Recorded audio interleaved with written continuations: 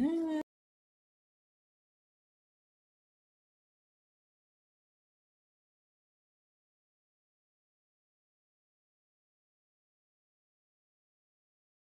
best quality is my unwavering allegiance to myself. I know who I am. If you don't or you can't figure it out,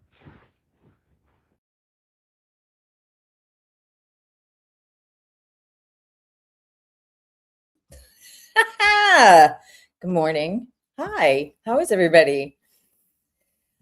Woo! How is everybody doing this morning? Hi. Yes, thank you, Fig. Like the stream, all that stuff. So, how's everybody's weekend? What day is it? Tuesday. All right. Good morning. Hello, HMS, Gen X lady. Hello, good morning. Betty Boop. Kelly Gale. Yeah, so you know what's funny? Hi, Salty. I'd never watched this live stream. Hello, good morning. Am I looking refreshed? Thank you. It's actually really nice here. I mean, it was kind of warm, but my seedlings are coming along, and I think I'm going to put them in the ground today. Hey, Ancient Teapot. Hey, OMG. That sounded weird. Look, my personality is sounding weird. So I want to go back and I was looking at, I'm working on, so for later this week, I'm working on putting together John's timeline and the obvious gaps in it, and was thinking about this lawsuit and talking about the legal aspects of it, because I really don't have anything to bring to this, and I need to be able to bring something to this. And so I'm coming at it from a journalist perspective, but also somebody that's dabbled, and is getting ready to enter my third year of, albeit UK law school, and being sort of in this world long enough to be able to interpret some very basic ideas about what Lauren would have had to prove if she had gone forward in this case, which is ludicrous, in my opinion, against Christina. Because I remain unmoved by the claims that Lauren's trying to put out there. So all to say, I went back, and again, I've never watched that 9-hour live stream. And if anybody did, Lord, really, I mean, whoo, doggies, get a life. But, and I watched the first bit, and you saw it in the intro. And I would like to tip my hat to CH for noticing the slurping sound that I put in. We have to do what we can. But that's all the further I got into that stream before I realized, I'm like, she is settling scores, and she throws every single person under the bus. She puts everybody down. She says everybody's basically just that everybody is treating her so badly, right? And it's so bizarre. Hi, Jay. Some people coming in. I had to, for research. Yes. Oh, God, Janice. Oh, Lord. Kelly Cal. I have to go back. I hadn't discovered Jolene at this point. I was busy like trying to take the piss out of John and Lauren for being terrible reporters and not correcting the record. Jolene's channel. But my point, so I want to go back and think about what would have happened if this had gone to trial, right? And what the things were that Lauren, as the plaintiff, would have had to prove out in order to find any wrongdoing on Christina's part. Yeah, I will. Absolutely. So let's just look at what the actual statute says, because I'm like, let's take a looky-loo. And so this was something I was talking about the other day about the standard in Ski, Utah. So what is civil stalking? So in the state of Utah, right? What Lauren would have had to have proved is under the code blobbity floob, stalking. And you know what? I just have to say up front that I think their use of stalking is disgusting.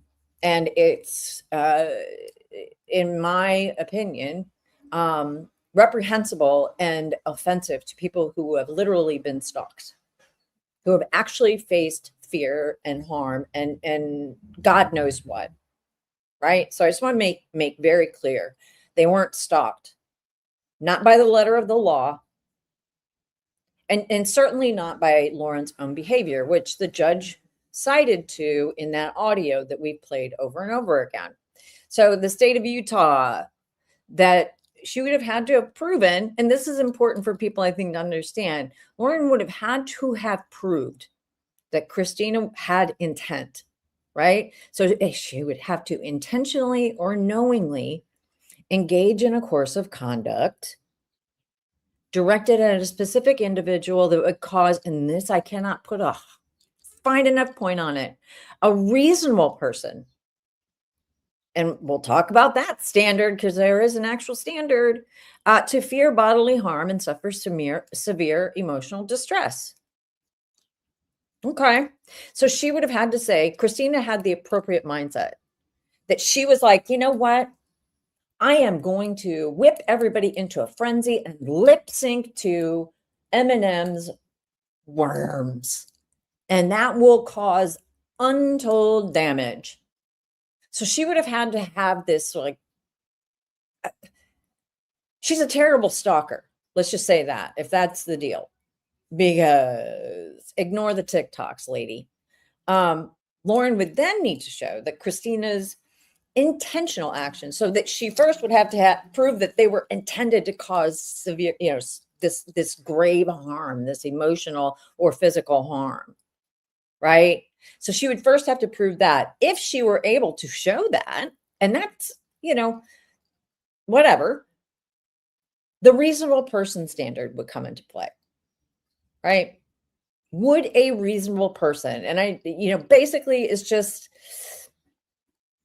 if I were in that position that Lauren was in, and alleging what Lauren was alleging, would I, as an actual reasonable person, or you, feel like the response, Lauren's response, was appropriate and reasonable, that there was actually some reason to fear for her life? So the reasonable person test, and basically that's what she's trying to allege. I mean, these filings are nutty, right? This is happening. Oh my God, they're fearing for their lives, and listing John Grayson, herself, and her son. I mean, taking out like a group civil injunction is bizarre. And in the second, and we didn't go through this, but in the second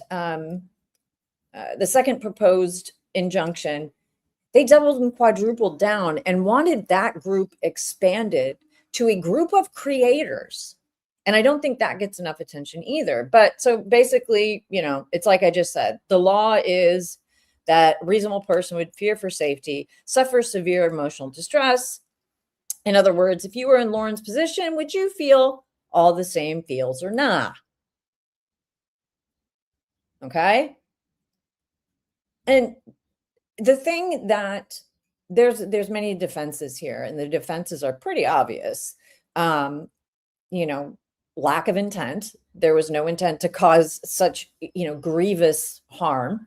And I don't think that there was. And the other thing would be, with this going to CrimeCon in 2025, Christina had a legitimate purpose for being there and was not served, even though Daston tried to claim in his video that, in fact, she was appropriately served and went anyway, which is a lie. And he put it in a court filing. So, he's got bigger fish to fry now. But the biggest thing that the judge kept hitting home was the proving it, right? To prove it, the biggest one, and the one that he left off on, and the one that he basically took Lauren and John and everybody that got on her gravy train to that thing, to the woodshed over, was the First Amendment protections. Right? And we can see our founding fathers here. Letteth Christina speaketh. And so none of this, to me, I am left with the idea then that all I'm left with is to assume that there was nothing there. There was nothing there, because there was nothing there that I saw. Is there anything there that any of you saw? And that's why Lauren went on then to do that incredibly bizarre, inexcusable, creepy, weird, self-serving, asinine 9-hour live. And here's Christina out here not able to respond to it. But I think it's important that, for me anyway, when I'm thinking through these things, and when I think back on what that was, and the fact that they allow that to exist in the world, shows the level of entitlement and cruelty. It's not great. I mean, it's not great. So I haven't been watching the chat, but so, I mean, as reasonable people, hey Streets, how you doing? I mean, as reasonable people, what do you guys think, right? I went down a reasonable person definition. Yeah. I mean, but the thing is that is an actual measure. So that's actually a thing, and reasonableness can be, it can be very subjective, but truly, if you're sitting in the dock and you're trying to explain how you feared for your life over some TikToks and very, very few views, and then brought everybody into it, looking over the course of conduct of Lauren, she was setting this up. What am I missing? Yeah, so stalking is very different state to state. It is. But typically what I'm seeing from just sort of, the 10,000 foot view is that there is an actual fear, or an actual fear of harm. And so there must be in Utah anyway, and generally there has to be a legitimate fear. And here's what I know. Christina never showed up to Lauren's house uninvited. Christina never went anywhere that her family was without, never named her son, never did any of the things that Lauren has done herself. Right. And that's another good point. She never even named Lauren. Sure, if I had a group of friends and I was like, hey, my ex-friend did this, people would be like, I'm putting 2 and 2 together here. But no. I mean, it's like, ugh. So I don't, between a reasonable person and a First Amendment rights, to free speech. And like the judge said, people can say, and I'm paraphrasing, people can say nasty shit about you. Et voila. And so after doing all of that hateful filing, because I can't see it any other way at this point, because I've read it. I've read them. We have read some of those things together. And it grows more disgusting as we go through it. And I'm going to talk about John's in particular later, to put what I think a proper perspective onto his timeline of experience and why we need to forget anything he's ever told us. So that's going to be like tomorrow, the next day. I'm going to do that because I found a ton of shit that I think is important. And I'm just making sure that I have all of my research ducks in a row. But these two, yick, right? So the judge was like, no, don't do that. We're not gonna start slapping down other people's free speech. And so there was no way she was going to win this. There just wasn't. And she knew it. And, her idiot brother's law firm throwing now a guy who's facing criminal charges into the mix made it very easy for her to misuse the law. Because one of the parts of leveraging and legal action like this is that it incurs costs. Christina incurred a ton of legal fees. I mean, I've heard some people quote the tens of thousands, and I'm like, woof, right? And I don't know. I think it would be interesting to see how much old what's-her-face paid. Probably nothing. So, but then that wasn't good enough. So all of these documents existing in the public realm, all of these things, all of these claims that have been thrown out there about, was it really Janice Ballet Flats? Are you shitting me? Ugh. Salty, what do you say? Information about the law is always there, but the weeds look better. Right. But the thing is that it is actually pretty straightforward. And, John is not going to, or Lauren, is not going to let an opportunity to make a simple concept incredibly loaded and bury it in bullshit. Right? Streets. So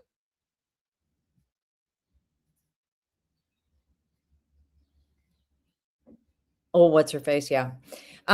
So let's see, what am I doing now? I wanted to, so now that we have that in mind, right? And I know that everybody knew that, but it helps me stay focused too. So give me a break. So when I went back through the,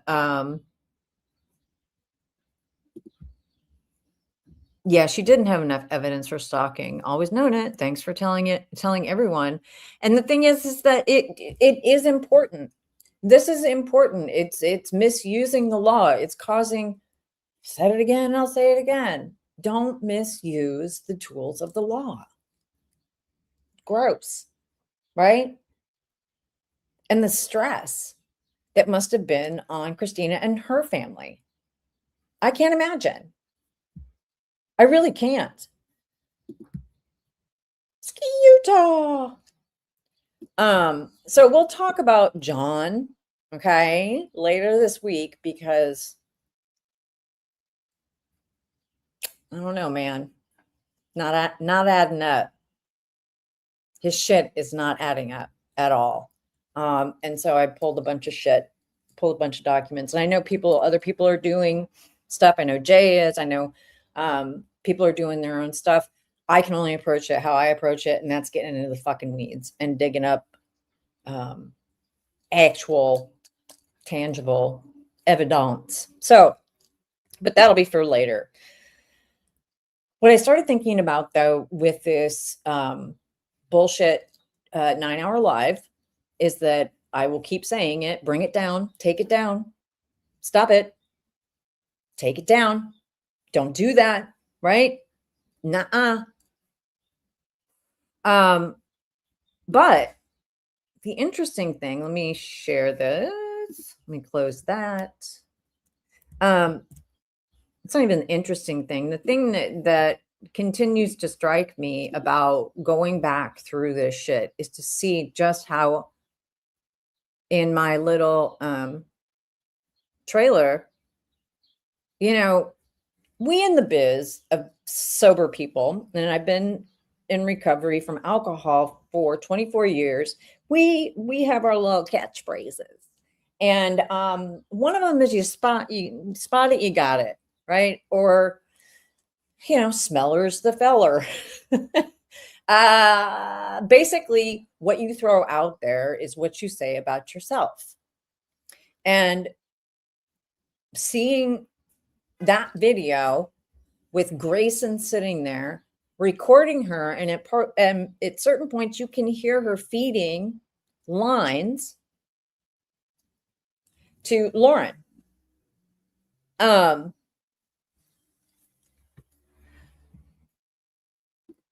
So no regrets. She doesn't take it down. Well, I don't know, man. If I were her, I would do it because she named so many people and makes so many unfounded allegations in that. I wouldn't do it. Are you kidding me? I mean, to me, it just seems like there is so much jeopardy in having that living in the world. But the alternative would have to be that she admits that she's wrong, right? So let's just go back to, I like to go back to and the link is in the chat for the timeline and the dockets. And this is always just so helpful for me to go back to a timeline. If it's not for you, sorry. You can suck it. Just kidding. I'm not kidding. Actually, hang on. So I'm just going to pull this back up on the screen, share it, window. So this is linked, obviously, in the chat. And this is, you know, the case of Matthais versus reality. So so you see what I'm trying to draw a line or a parallel to for me to think through this in retrospect is that when seeing this timeline on subtext, you know, we can see all the players and all of the people who Lauren actually goes after. And how then all of a sudden Christina became that one person that was the repository for all of Lauren and John's pent-up anger. And if you don't think that John has pent-up anger, I put a link to Docket Decoder. Somebody needs, I mean, look, just get some vitamin D, maybe just take a stretch, go for a walk around the block, something. But wow. So, you know, Lindsay enters the chat. Christina meets again in April, and almost like a year later, Lauren's already launching a civil case against her. Lori D, we have, you know, CrimeCon Nashville, blah, blah, blah. And just Janice, right? Lindsay, all these people. Then the first cease and desist goes out to Stephanie, and it's from Pace Johnson Law. And we've seen that. And the allegations, of course, she's launching these allegations that apparently Stephanie accessed her iCloud account, which is just, predicated on nothing. I don't think that there was anything to show that. And so cease and desist was basically written on toilet paper. And yeah, so then we're laying the groundwork. And then this is where all of this stuff starts to sound, really familiar. Starts telling, everybody, like, look, my shit's been hacked. This is so critical. It's like a turning point, right? So you realize you done screwed up something. It's something where you have, and we know this because we've heard from victims of crimes who have been impacted by Lauren and John's malfeasance behind the scenes. Crusha, Kay, Larry. I found another woman who they put, and I can't remember the name of it, and I'm sorry about that. They put her stuff behind a paywall.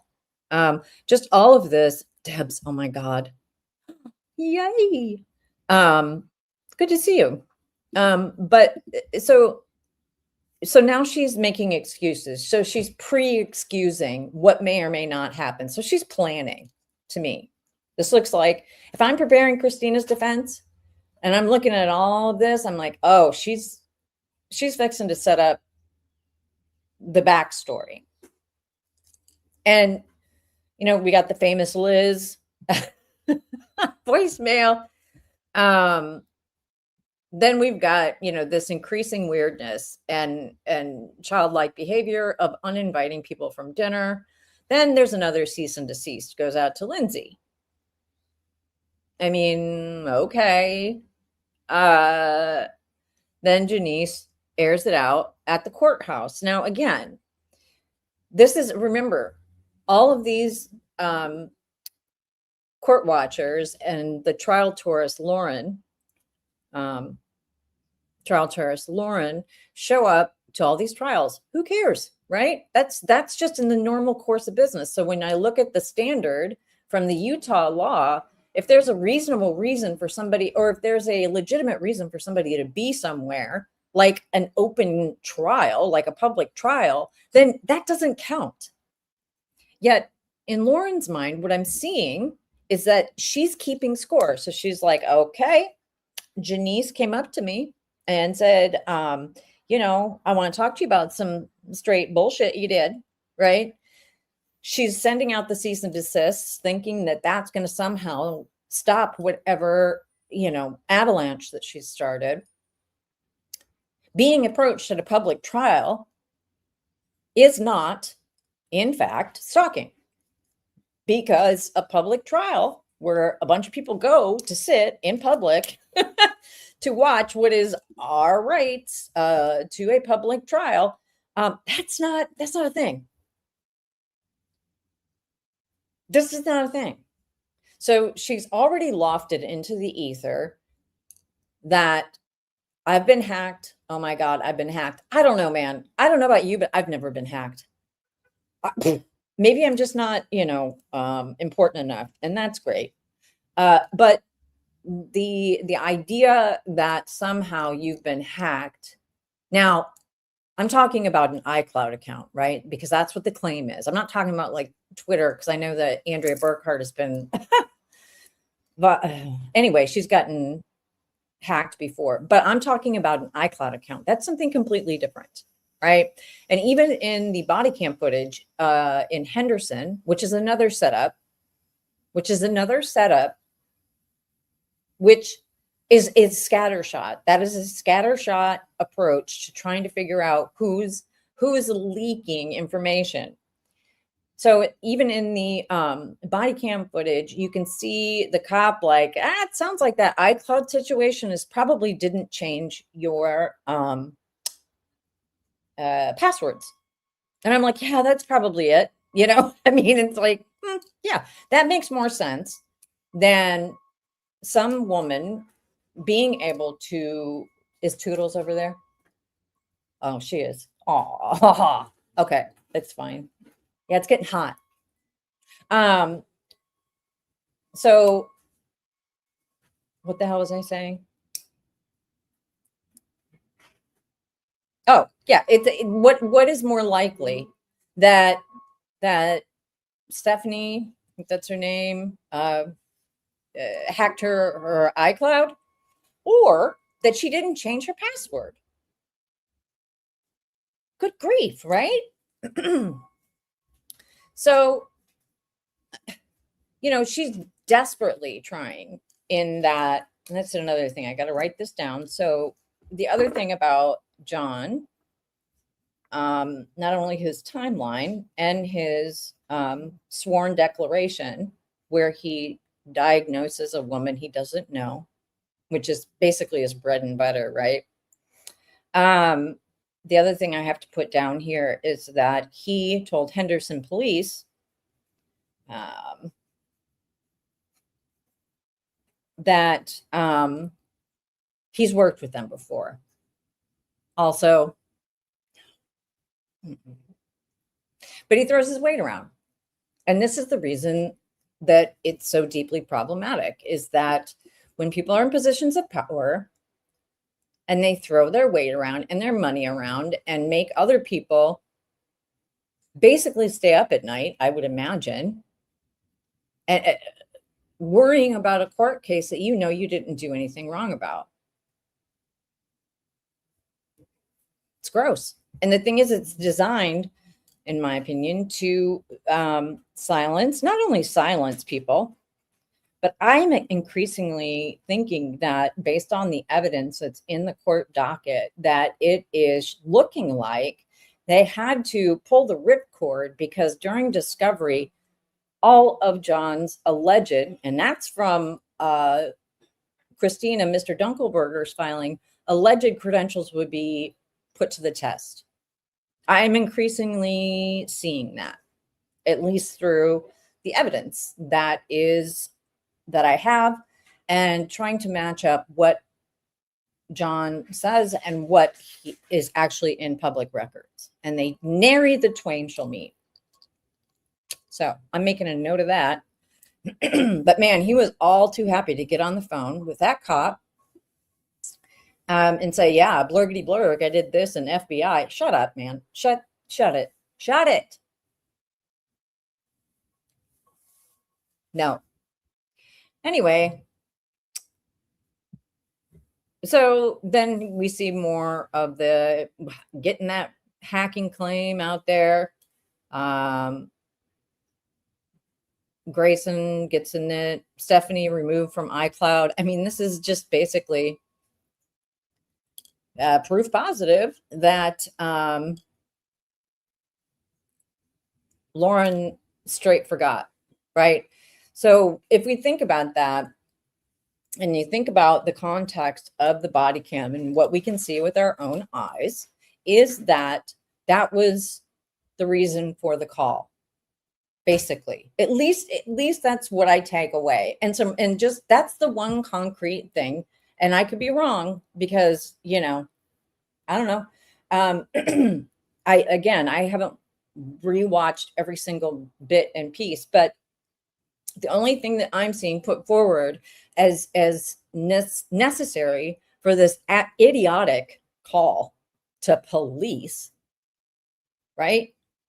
And it is this supposed iCloud hacking, which is bullshit. I got to write that down too. False reporting. That's an issue. Because that is an actual thing. And the more that this stuff stays out there, the more that they continue to not just issue a blanket apology and go do whatever shit they're going to do, the more these things are going to rise to the top. And again, I go back to the resources. What resources were used? Lots of resources for this bullshit. I mean, I'm going to at least get out of my gym jams and have an actual conversation with a cop. I'm not going to have my 12-year-old assistant do it. I mean, put some respect on yourself, for Christ's sake. So you have all this bullshit, right? So then, Liz and Christina connect. So this is where Christina's brief trip. So June 2025, bunch of emails. Janice is in a courtroom. Christina's in the Bahamas. Another time that some sort of claim was made, Christina was in Europe. So my hat's off to you, my dear, for being able to get your travel on. So then it's starting to become clear to the targets here that they are, in fact, being sort of their whereabouts are being documented, whatever. Again, who gives a shit, right? This is all nonsense. This is all just people that don't like each other, right? That's not a crime. I don't like anybody. So, talking about getting hacked, and that's the first call to the police. Toots, get over here. Boop, boop. And that's kind of launched the whole thing. This is the point to me that seems like, well, they're in it now. We're in it now, right? At what point would you have pulled the brakes on this? Well, yes, and that's from Janice Belly. It's the ethics. There are none. You're right. There's none. Zero. Zip. Zilch. And that goes twice on Sunday for her husband. Man, that statement issued to the court, that sworn statement about a woman's diagnoses and recommendation for criminal charges is breathtaking. It's breathtaking to me. I'm like, and again, I wasn't paying attention to this when it happened, but looking at the record now, I'm like, good Lord. Good grief. Well, and that's the other thing too. It's like this is very, very Anya and Kevin behavior as well. I mean, look. Anyway, so all of this bullshit's getting set up. And this leads to, so then that call is out there. Again, nowhere, right? So at that call, they're spitting names, possible names. Hey, let's call Gigi. Let's call Hoosie Poops. Let's do this. Let's do that. So they are throwing everything against a wall. And this officer, who should be, given a talking to, allows them to do it, allows them to get away with this obvious bullshit. And so he goes and calls all these different people trying to get the story. He's basically like trying to solve a cat fight. And that involves Lauren's imagination. And actually not imagination, a fear that her words are actually catching up to her. That somehow, some way, people are going to find out that she has been horrible to victims behind their backs. And they did. And they found it out. And, Colby Ryan issued a pretty clear statement in a video he did. We've got Crusha K. I don't have to prove that. It's out there. And so they're drawing straws at who's going to do what. And the officer talks to Christina.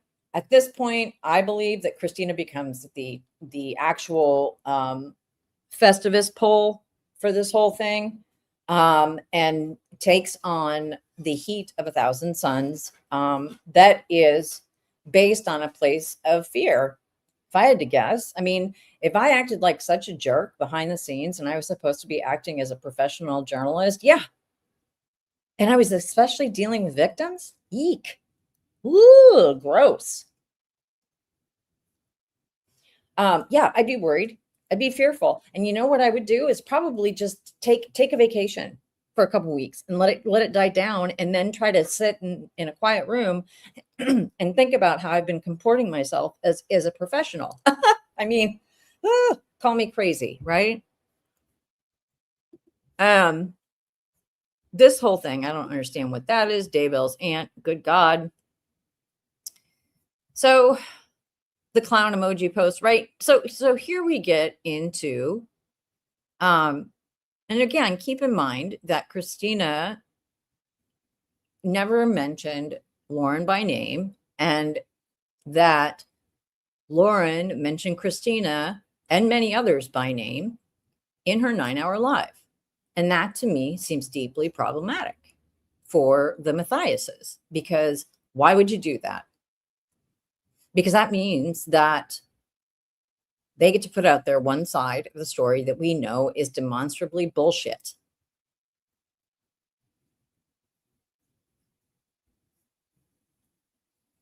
So, I've never seen a throuple more terrified about leaked emails. I think, yeah,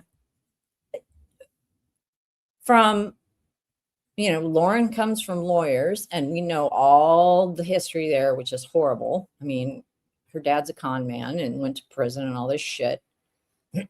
But that's I guess that's your first instinct, is to sue somebody. And I think that instinct was really wrong here, because they didn't foresee, just from looking at this, how could they have foreseen it getting this far?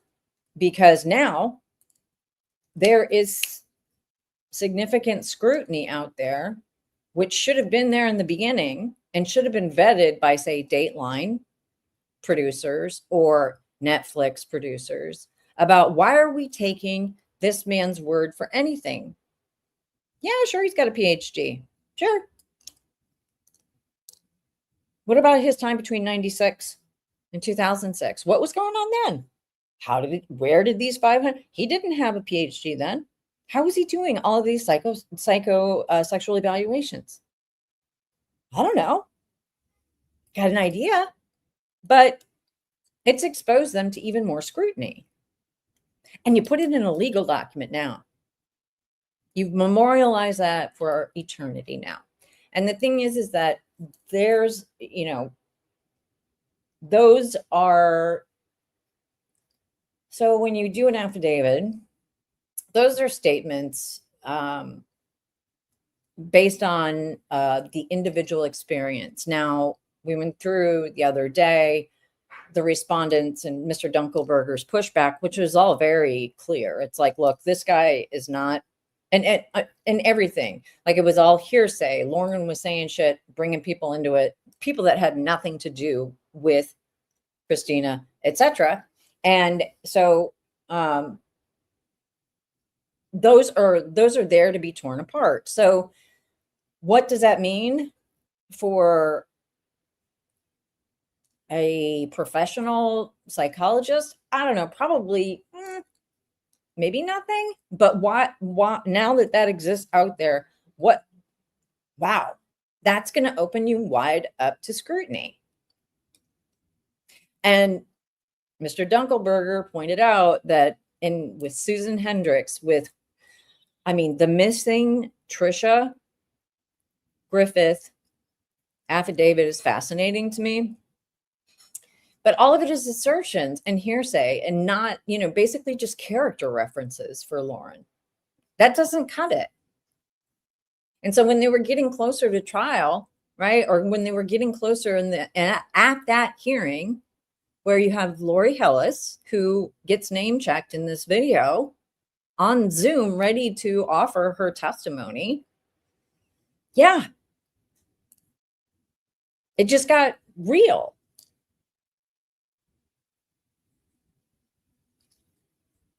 So they had to drop it. But I do think that, I just more and more, I'm thinking that, my God, they had to drop it for many other reasons. But the 9-hour live came, obviously. And this timeline goes on and on, right? And we all know, I read that email, that crazy email from Daston, that, oh my I can't. It was so bizarre, just insulting and stupid, frankly. And then they're like, yeah, no, we're not gonna proceed anymore. And the other thing about this is that way back in the beginning, when Christina was served, in Utah, and I don't know if this is the same in other states, but I just read this about Utah, is that, and I think she mentioned this too the other day, is that she had to, so with the respondent, somebody on the receiving end of the stalking injunction, it's going to have to either just let it hang and just not respond, or they go and they file a motion for a hearing. So she took the positive action of going and getting an attorney and filing a response saying, hey, we want to be heard on this issue. And to me, it just feels like two people like Lauren, like the Matthaises, who apparently have not had to answer for anything, thought that Christina would just be like, well, I guess I'm just gonna, I can't push back on this, because being threatened with legal action is terrifying. I don't give a shit what you say. I mean, it just is, and they know that. It's the weaponization. Oh my God, wait. Get in the storm shelter. Tornadic. Ugh. Oh my God. Hit the dirt. Look, I grew up in Iowa. I know. Get out of here. Why wouldn't you want your soccer prosecuted? Well, they prosecuted it in the court of public opinion, because that way Lauren got to read that idiotic filing that we went over the other day, where Trisha Griffith is figured prominently as, Lauren's not dramatic. You guys remember that? She got to read that unchecked. And I didn't know that. Somebody found that out. And I was like, what now? Oh, yeah, for sure. 100%. It didn't rise to the level, right? So the hearing is canceled. And then we have, this seems off to me though. Hang on a second. Oh, I see. Hold on a second. So she files on the 14th to dismiss. And I was going to look this up because I don't remember how this was positioned. Let me look this up, because I know that I don't think that it was dismissed. Let's see. Close the courtroom.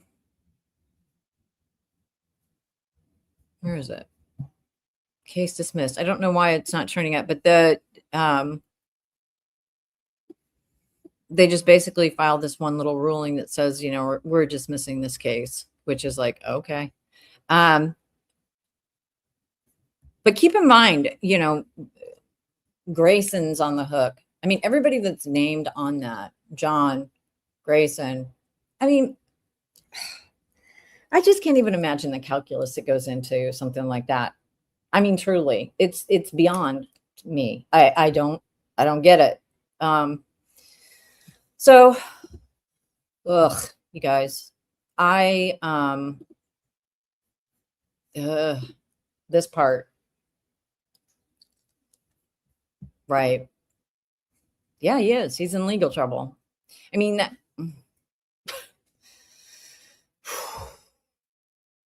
it's so, DB Craig. What are you guys saying? I haven't been paying attention.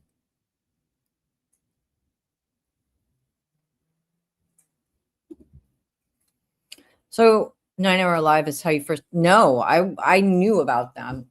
So I knew about them back in Delphi days when I was being very critical, and I made some videos calling out their very obvious misstatements of fact prior to the trial. And it was really unsettling to me that these people positioned themselves as journalists and professionals, and that their reach was so broad, and they were making such demonstrably false statements that could be easily checked in the local newspapers. That's how I came to know them. I didn't know about the 9-hour live because I was busy living my life. So no, there's a whole playlist that I did on them. And so that's how I became aware of them, that they're, and my takeaway was that they were either incredibly lazy or carrying water for the state, or both, because it was something that it was an allegation that it was an allegation of something that was untrue. I mean, it was easy to find. And that's when I was like, nah. So that was back before the Delphi trial. 9-hour live, whole different kettle of fish. Don't do it. Hey. Oh man, stand by. Toodles, don't do it. Don't do it. She's looking at me like she's going to jump. Oh, don't do it. You're in trouble now. Oh, okay, good girl. She tries to crawl across.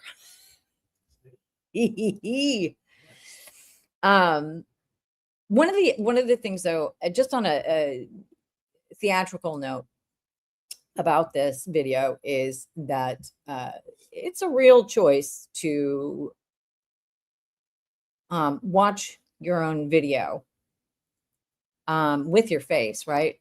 So let's just look at some of this, because I only got through the first little bit, and I'm like, nope.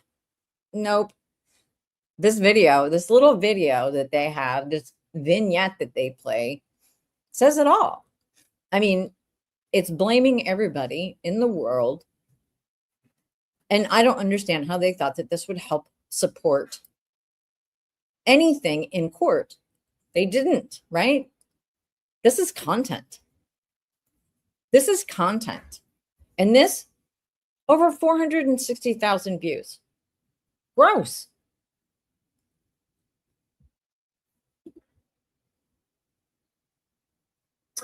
So let's just go over stalking in Utah. Yeah. Okay. This is interesting.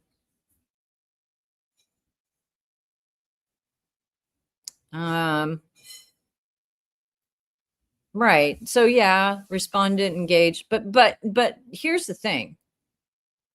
This is interesting. So she goes through what the elements are. Nice try, right? This is, I don't know if this is Chat GPT, but you can see down here code. Let's see if she gets to the code. Nope, she sure doesn't. No. Oh, let's see. What's this? Oh my God. Well, this is crazy. This is like Bette Midler putting on, or not Bette Midler, but Betty Davis putting on way too much lipstick and whatever happened to Baby Jane. What the hell is this shit? Directly or indirectly? Followed? No. Monitored? No. Observed? I mean, right? Voted? What? Surveilled? Did not. Interfere, communicated to or about. I mean, that's anybody.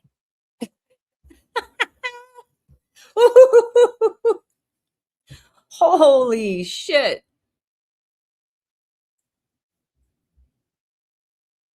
This is uncomfortable. Yeah, it is.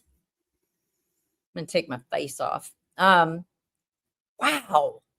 This is bananas. I mean, so look, right, here's what it actually is. So intentionally, so there has to be intent. There has to be a level of intent. There would be calculus behind all of the nobody likes me, everybody hates me, why don't you go eat some worms? And the well-known head on a platter rhetorical instrument.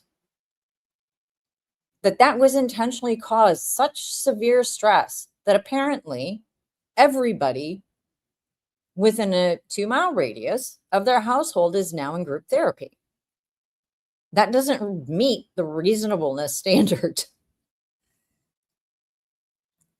Specific individual that would cause a reasonable person. See, this is left out. Would a reasonable person? Hi. Oh, keeping over there in the US? Yes. Oh, no. I don't know what's going on over there. I got to check that out. Yeah, the head on the platter is pretty well known. I mean, my God, right? No, of course not. Good day, mate. I feel like asking you if you know my brother-in-law, but that would be kind of like people assuming that everybody from Iowa knows everybody else from Iowa. I'm kidding. The head on the platter. I mean, the gravity with which, and Olaf, oh my God, she did such they did such a great, just out there doing the Lord's work on this and really putting it in the only light that it can be put in, and that's to make fun of it. Because again, Lauren here is trying to, let me remove this, put this back. She's trying to say that all of these criteria have been met. That all of these criteria that, I don't know if this is from ChatGPT, who cares? Doesn't matter. A judge can grant an order. So to be clear, Lauren, he did, because there's a baseline and then there's a response. So you can get a temporary one. So what is it? So she's doing a great job. Directly or indirectly followed, monitored, observed, communicated about petitioner. I mean, Jesus wept. Who among us hasn't communicated about one person or another? This is such a generic and disingenuous rendition of what the statute actually says that it's gross. Approached or confronted. I don't think she ever did that. Appeared in workplace. Oh, this is when she's trying to say that she's not a trial tourist. Got it. Oh, okay, good. So appeared at home. Good. She at least let her off the hook on that one. Sent material to the petitioner by any means. What is she talking about? For disseminating? Who did? I mean, is this a group of people that sent her? Like, what does that mean? So she highlights here what she thinks as the bar is. The respondent had to do the behavior 2 or more times in a way that would cause a reasonable person to suffer emotional distress and to be afraid of the person's own safety and the safety of someone else. So then she cites to the code, but doesn't show you the code. Right? The plaintiff will need to show. So it's more than just what she's saying. And this is the thing that pisses me off so much. Because, sure, go ahead and cherry pick that. Cherry pick that up front. That sounds great. We would all be stalkers if that were the situation. But that's the point, isn't it? Talk about misusing the tools of the law. Doing things more than twice. That's what she thinks is going on here. No. Actually, people, what it is that she would have to prove that there was intent to cause serious harm. And what she would present, worms, etc., would rise to the level of somebody similarly situated who was actually reasonable to be fearful. And I'm not seeing it. What I'm seeing is a lot of bullshit. And there's not even a preponderance of evidence, which is what the standard is. Right? So, but she's going to set her audience up here to be dumb and to be stupid and not stupid. That's the wrong word. Setting them up to be misled. I mean, this is a hell of a narrative crafting, honestly. It really is. It's hats off to the narrative setting, because she's setting it up like this is it. This is all you will ever need to know for this case, is that whatever Christina did something twice, right? These actions that would cause a reasonable person. Ma'am, I'm sorry, but you haven't proven yourself to be reasonable. If you read through your filings, ma'am, again, it's not reasonable. None of this is reasonable at all. Jesus, the nerve. Ugh. God, I'm glad I pulled up that. Oh, God.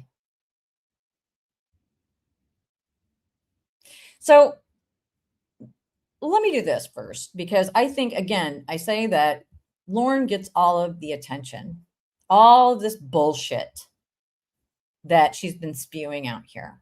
And it is bullshit because she'd have to prove it. She has to prove it, and she has not. And she will not. I mean, maybe she will one day, but man, ugh.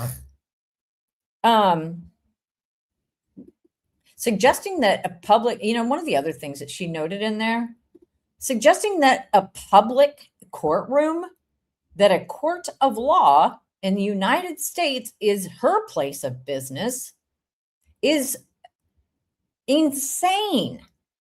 But that's why she had to decry them as trial tourists. This is my job. Shut it. We are all entitled to attend public trials. Get over it, you weirdo. For crying, ugh, God. And she goes on to play that weird crying video, right? And this is her big evidence. And this went on for 9 hours. Oh, and she's presenting all the evidence. Look at that. Look at that. That's my stalker. Am I making fun of her? Yes, because I don't fucking believe her. If we would have gotten to see whatever it was at the trial, right? That you ditched. Text messages or any other electronic means. Okay, save it. I'm not going to have you read through that bullshit. People.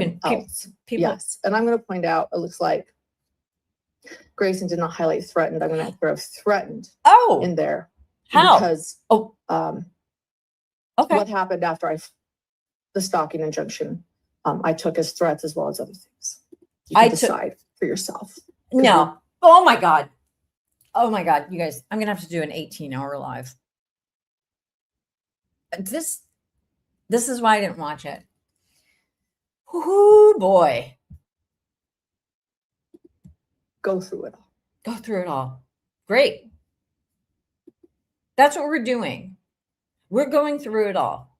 You're presenting one side.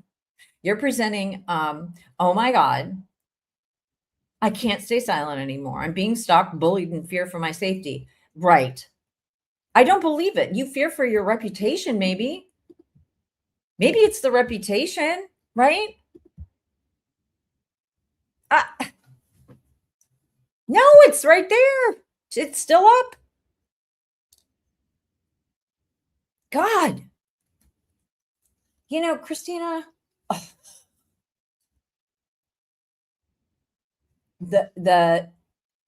the way that she has this positioned and the fact that it's still up there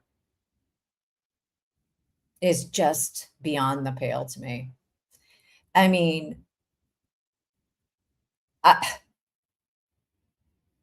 to live in a world of one's own creation and have constant reassurance from your 12-year-old assistant who needs your constant reassurance is, I guess, a luxury. But man, going way back, before any of this bullshit, they just look miserable as hell. Ugh, God, what in the hell? Yeah, fear for a reputation. Oh no, Janice. 2 months into, so Janice is spelling. 2 months into Christina's friendship with Lauren had a freak out about me to her that I shouldn't be allowed to attend trials. I had no purpose of being there. Public trials are for the, yes, I mean, mean. Right? It's, yeah. I mean, she also said some other shit about she said shit about all these people. And she tells on herself in this video that Grayson is playing back. I don't know how Grayson will, honestly, because I mean, unless you can explain a huge gap in your resume, come on.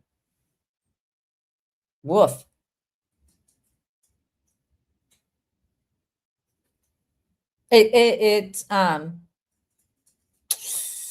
Let's see.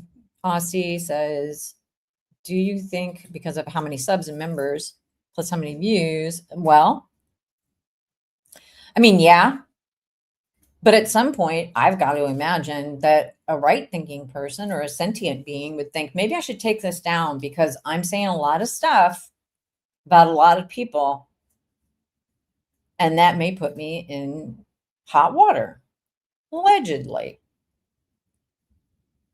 Because after my powder dried and after I recovered from something like this, I would certainly look at this with new eyes, and I would probably engage counsel to talk me through what exactly this is all about. Because this is deeply disturbing on any number of levels. Because then this parlayed into Duty Ron of it all, Trisha Grifterson of it all, the narrative spreading, the character assassination without proof. Without proof. And the thing is she gets to present all of her body cam footage. Look, I called the police in Henderson. Well, you called the police because you didn't know who had a hold of your shit. You called the police and you said, call Gigi, call this person, call Stephanie, call Doodly Ding Dong. And, you know, you're being real selective here. Had nothing to do with Christina, really, at that point. You were just figuring out who you could place, whose head you could place on a platter. That's how I'm reading this. And so this is like, wow. I don't know, man. I've heard, you know, other creators, reporters, whatever, that Christine's lost jobs. She's lost out on opportunities because of this. And remember, in the very beginning, she said Christina's name throughout this live. She took it down, sanitized it, and put it back up. I think that that's my recollection. But trust and believe that, you know, once you put it out there, it's always out there. So setting all of this up with this half-assed, with only half of what is actually required by Utah stalking statute. And also she doesn't live in Utah, but I don't understand how that works, whatever. Okay. Setting all of that up. And now she's trying to prove she's representing herself, and it shows, right? So she is representing herself. And because this thing was so overwhelming in time, in absolute just the jet stream of bullshit, a lot of people didn't react to it. People were kind of gobsmacked at this whole thing. And, you know, I think that became the intent. I mean, you want to talk about intent to me, you know, making wild accusations against people and not providing it. Ooh, it's bad. And I think that the people that brought her on to further exploit this false narrative, because it's false. She dropped it. You can listen to the audio. You can listen to the way the judge is very clear. You're trying to slap down speech, and that's not going to happen in my courtroom. And that's important because that matters to everybody.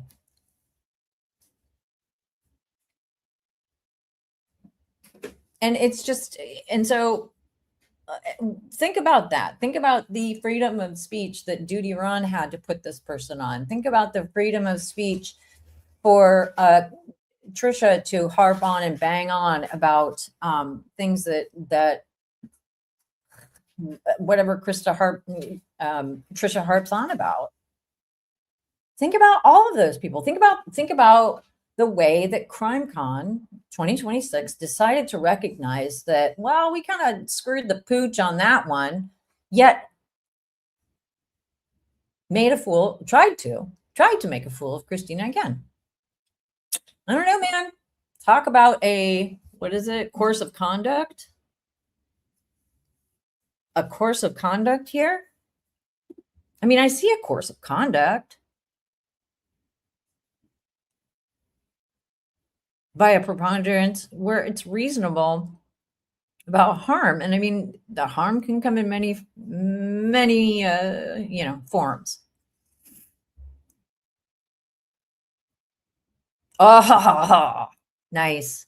No, we're getting to it, but I'm trying to go through the standard that had to be met here and the way that Michael Osbrook, he's actually the one who notified me to this article of information when it came out. I had no idea, did not watch it, went on about my business.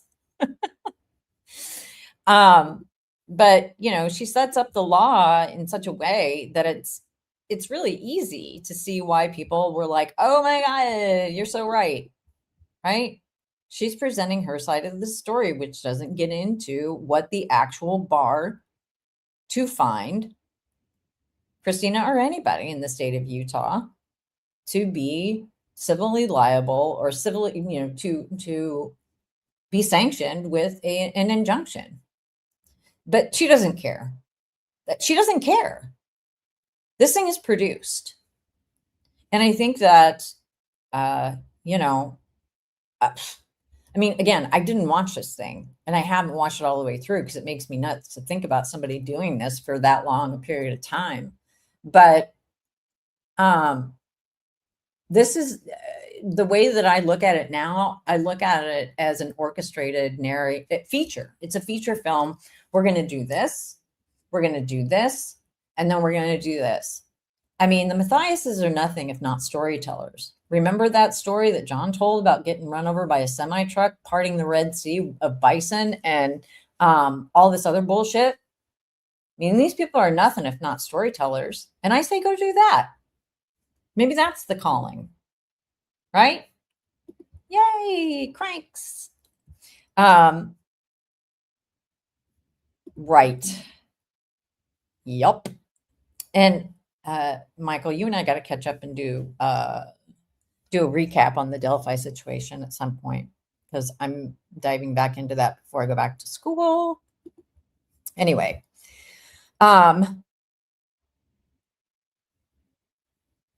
it's hi, Crankalicious. What are you guys saying? Let's see. So no, we didn't get to the weepy part, but we're going to play a little bit of it. And then I want to talk more about this. And this is the respondent. And this is Mr. Dunkelberger, who is rapidly rising to the top of my fave list of U.S. lawyers, because this is what Lauren doesn't want people to see. And that's why she dropped the case and went and did a 9-hour live showing herself ridiculously, in my opinion, because I wouldn't be caught deceased doing this, making an absolute ass out of yourself to curry sympathy. Yuck. So let's just see. She's teed it up. So, oh my God, what are we like? Okay. So she's teed it up. Here's all the stuff, blah, blah, blah. You decide. So she's like, you guys are my jury, right? Okay. No tears. Okay. We're on tear watch. Okay. Something that I do when I watch Dateline. Are they crying real tears? Let's see. Let's start with this. It's going to be a very vulnerable video of myself. Okay. Yep. Yeah. Here's what I'm going to do. I'm going to tell you what the law isn't, or I'm going to tell you what half of the law is, and then not give you any context, or I'm not going to give my jury any jury direction or jury instruction. So you're not going to be armed with the actual tools of how you're going to be measuring anything. So then I'm going to step straight into your feels. And I'm going to be, quote, vulnerable. Sure. Sure, Jan. But her eyebrows look great. I know people make fun of them, but behind the scenes. And another thing, behind the scenes, somebody take me to the woodshed if I am ever taking a behind the scenes look at myself bawling in some bed over I don't know.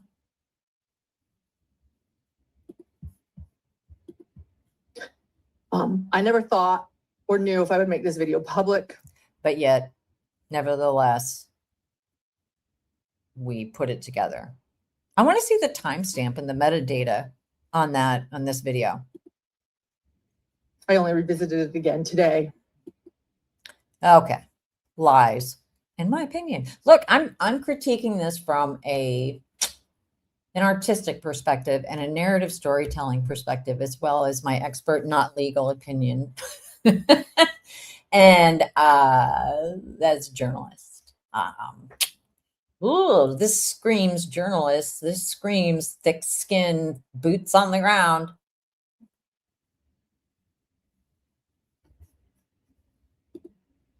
But this was a month-ish ago.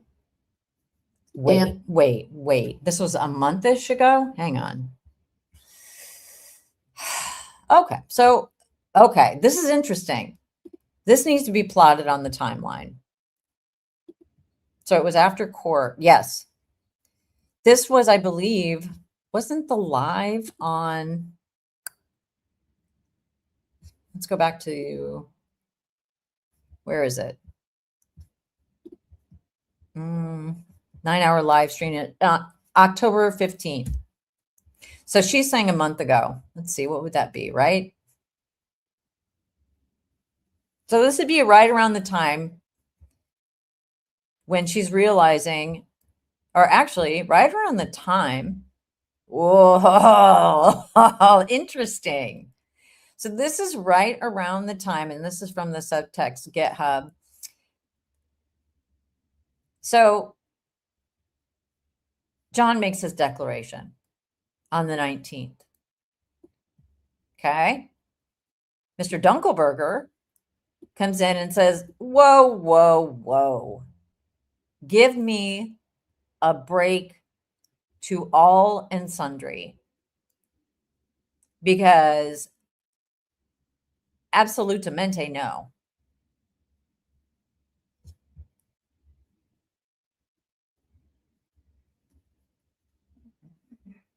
Ragsdale v. Fisher.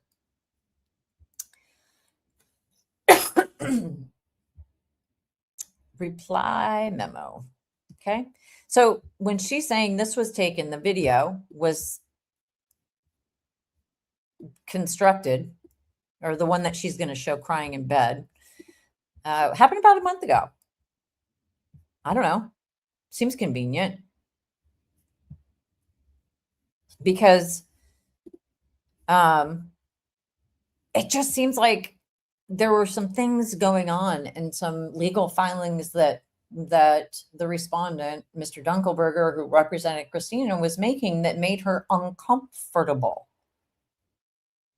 And maybe, I mean, possibly she's invited us to make our own decision. She's invited us to be the jury. I've given you the tools of the law to make your decision.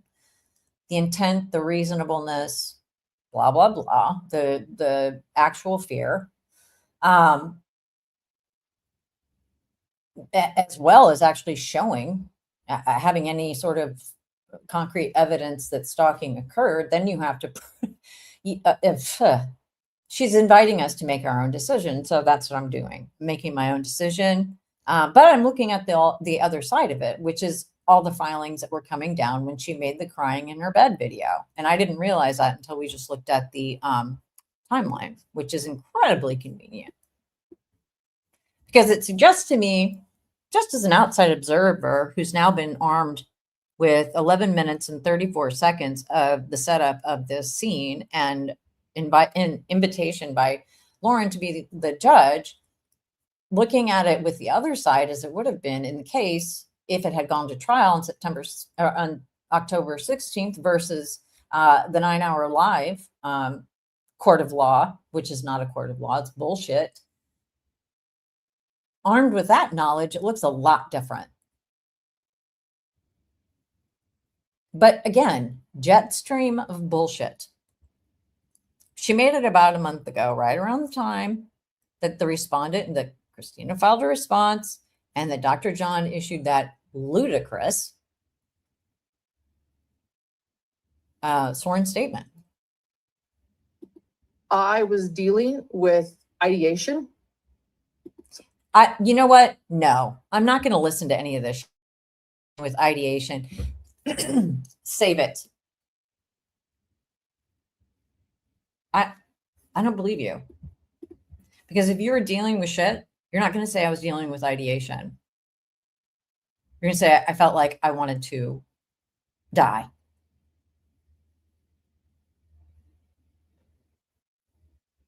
I mean, that's what I would do. Oh, well, first of all, let's just get clear. I would never do this. This is ridiculous. This is insane that this has even been done, or that it still exists up.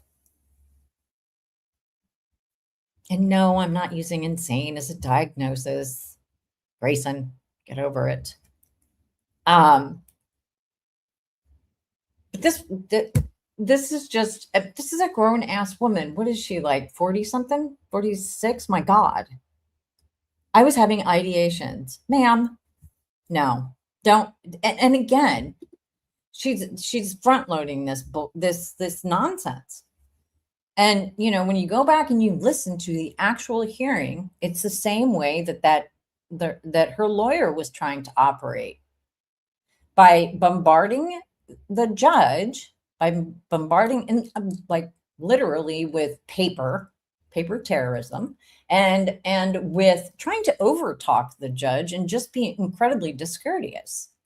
It's the same thing. It's like contempt for, it's like a hubristic sort of contempt for the law or for your audience. And in the courtroom, your audience is the judge. Here, it's a bunch of people that are already tuned to favor whatever this person is going to lay down.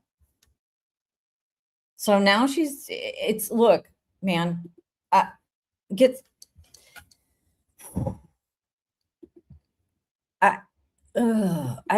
don't, you guys, this is just dumb. This is really bad.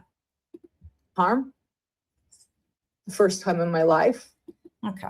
All right. What has she shown us? What have we seen?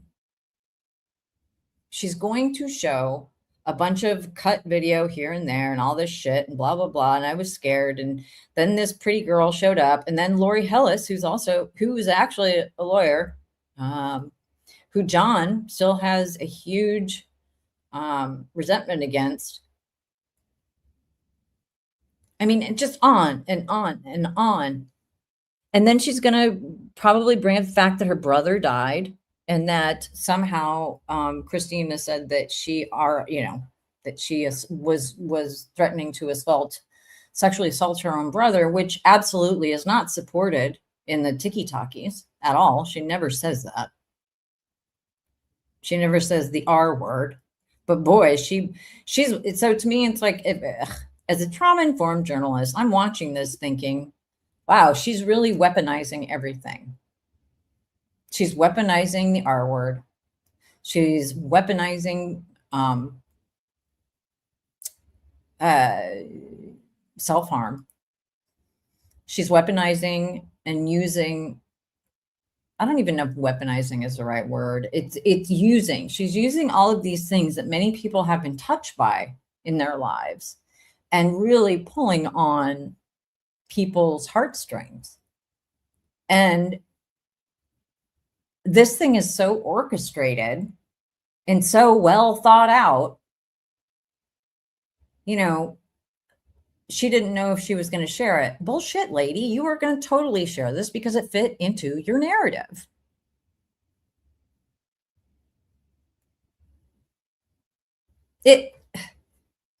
It's all very put together. And the thing is that to me, if you were to package this and anonymize it and pitch it to a studio as a single white female type of thing, I don't know, you might have yourself a hit.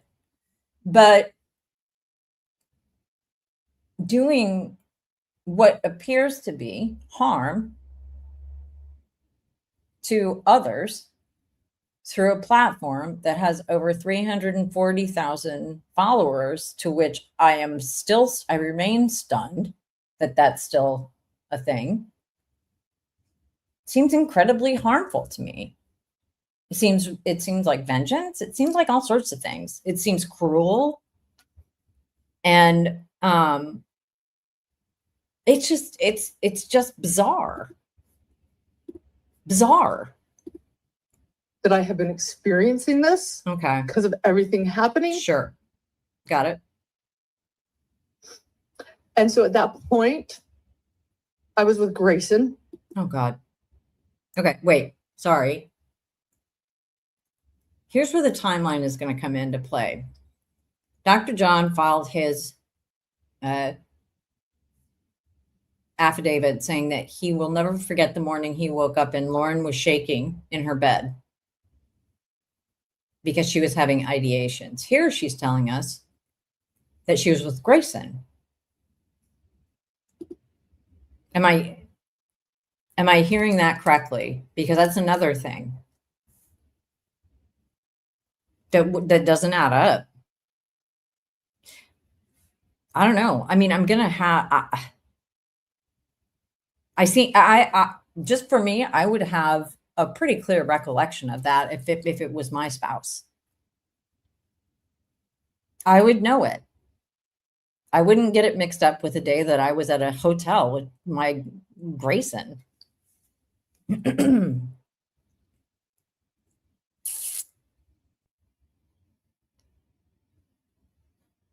What are you asking, Ossie? Question, besides Janice, did anyone else in chat know who Chris? No, private citizen, 100%, right? Private citizen, no. And that's gross, right? Absolutely not. None of the people that have been thrust into this weird spotlight were, I mean, Lori Hellis, maybe, right? Writing a book, covering trials, having a YouTube channel, whatever. I'd know. Who knew? I didn't know until very recently that all of these people, LA Flats, Crossbody, Lindsay, name it, were all implicated throughout her filings. And in this live, I didn't realize that. No idea. And puts them all on blast. Anyway, so this is another glitch and, hitch in the giddy up here, because she's saying that she was with Grayson. John, apparently, when he was writing his ridiculous treatise to the court, said that, he'll never forget that fateful morning when he woke up. So maybe they're misremembering. And I was not okay. And Grayson said, Lauren, I'm going to record this. She gave me permission to record Don't worry, we'll never share this, but I want you to know there's hope. Wait, You know? wait. Grayson. What? I want you to know there's hope.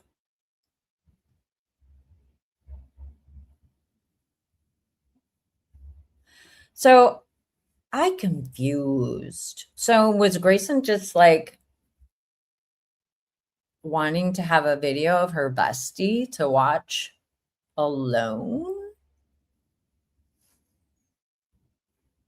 I mean, well, but Janice, that's because you're yeah. Oh, God.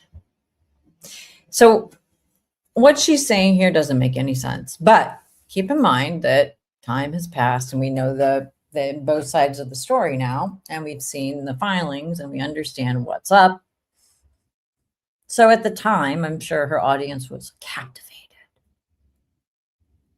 And if I'm a 40 whatever year old woman who is being told by my 12-year-old assistant, look, I'm going to record this to show you there's hope. I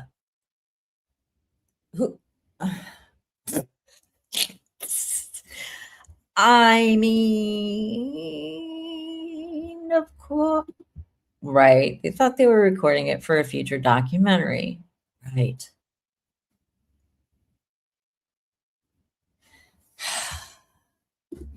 Because I know that my friends, you know, when I'm going through a crisis, their first thought is, let me record this to show you there's hope. Yeah, I don't have friends like that because I have friends. I do know that there's hope. And you have talked so passionately about now helping people with cyberbullying. Save it. Save it. Oh, God. I hate this. That maybe one day, like as a journalist, you need to start recording this. Oh, I see. Ah, sure. Again, I'm just now thinking about all of the incredible footage that I have of myself over my nearly 20-year history in the biz of breaking down bawling to help other people as a journalist. Yep. That makes total sense. No, that totally tracks. I hadn't thought about using it like that, but you're right, Lauren. This is crackers. This is actually legitimately crackers. And that is a term, right? The only person who Kelly Cow was a very, very bad ex-boyfriend, right? Yeah.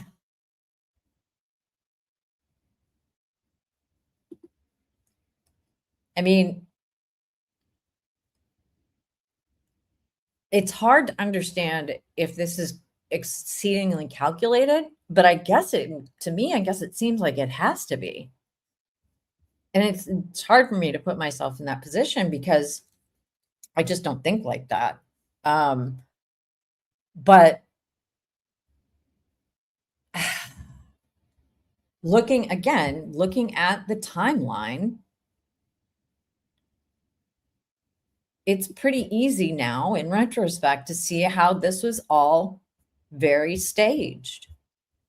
And when I say staged, I mean steps were taken that were beyond just ridiculous. Calling Henderson police for somebody supposedly getting into your iCloud, but and understand too. So in the docket, you'll see that all of this, that Christina becomes the focal point, that every person who Lauren has ever perceived done her wrong is present in some way, shape, or form in all of the filings, because her suggestion is that all of these third-party people were acting at Christina's behest. And to me, what? Prove it.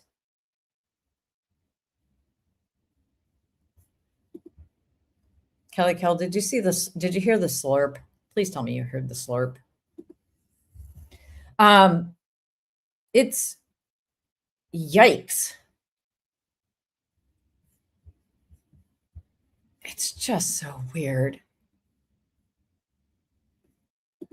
Don't cry in front of anyone, even my husband, almost 30 years. Well, that was, I used to have closet. Well, anyway, I'm not going to. That's an overshare. Yeah, it kind of feels like that, right? Tons. I see these idiots sitting in a room together, winding each other up. Yeah, I mean, I hate to say it, but it kind of does. You did catch the slurp. Look, we have fun, right?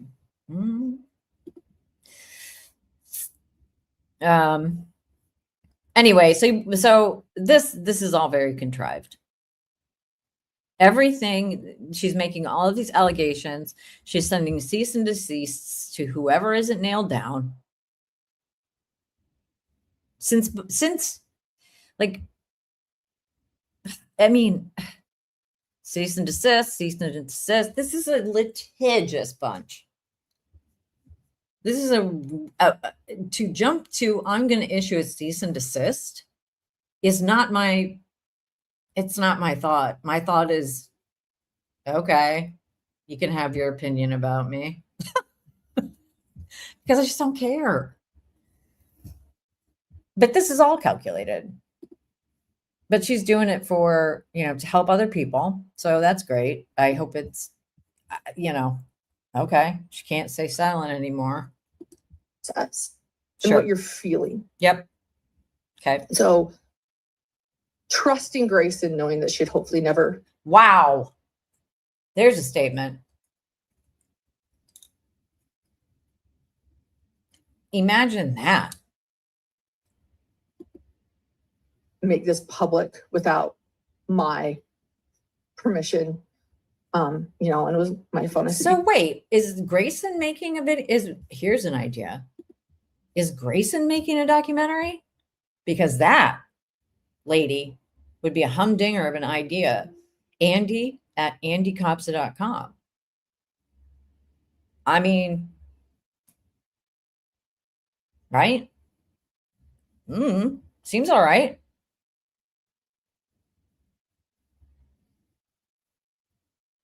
Maybe, plot twist. Maybe Grayson is crafting a tell-all. I don't know. But I would actually watch that.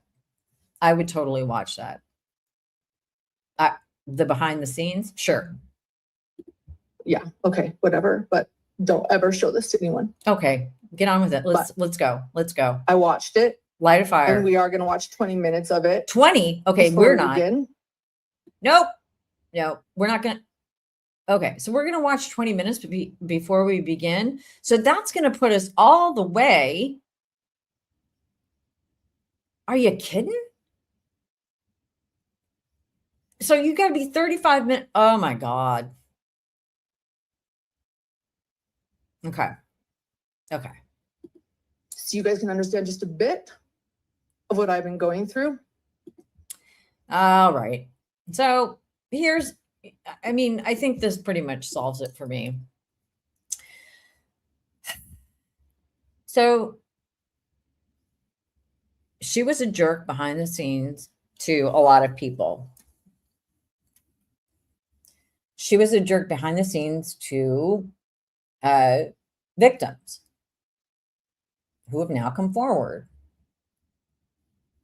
And she was feeling threatened, certainly, by her past actions.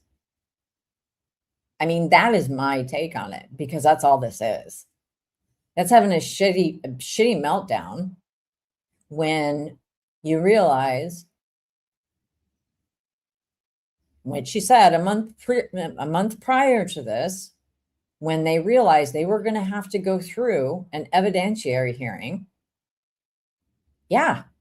I mean, it tracks that you would start getting uncomfortable with it because you know you got to put up or shut up in a court of law. And there's going to be scrutiny on the, quote, alleged credentials that Mr. Dunkelberger faithfully pointed out in his counter memorial. So, you know.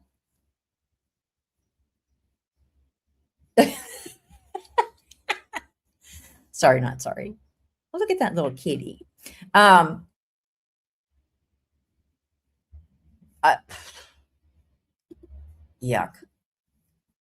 Yuck. Okay, get on with it. Let's go. And it's not all of it, Great. but it's 20 minutes of a video. Oh my God. So it's not all of it. I'm sorry, but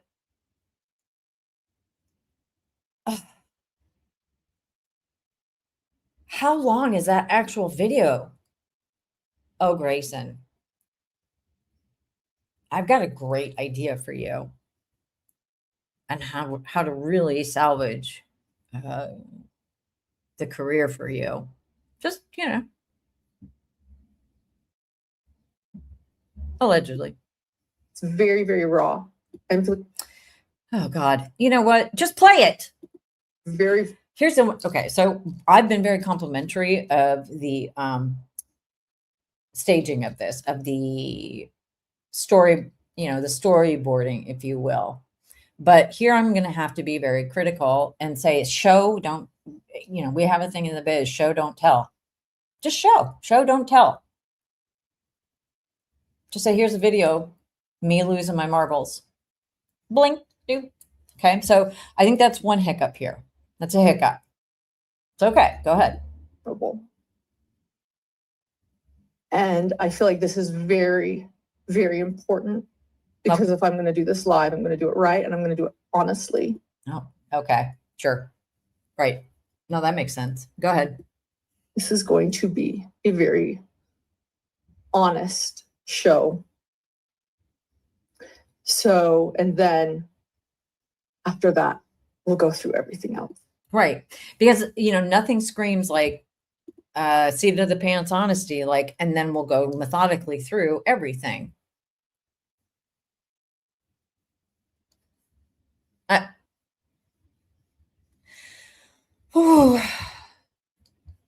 This is rough. Yuck.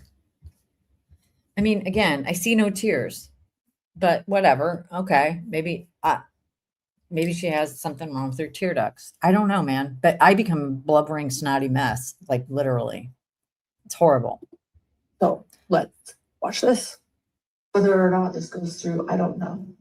Okay. So also a choice here is not putting you see how you can't see me, right? Because I'm like in here watching it and my face is straight in the camera. I do that to save everybody. But now she wants, apparently she wants to be her own audience. There's something weird here. Let me put a screenshot. This is bizarre. I think that's where I think I'm willing to start talking. Because I always just want to do things right. You know, when they go low, you go high. And just oh no. You do not get to misuse Michelle Obama's quote. Shut your face. Now you've crossed the line. You know what would have been going high? Just doing your job. Just going on about living your life. This is nuts.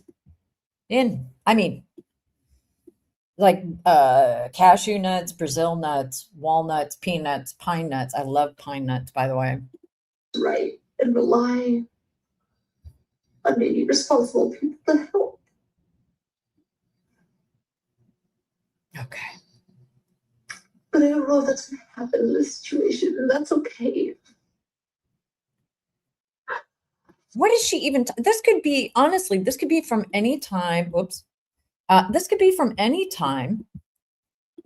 It's context free, right? So this is the thing.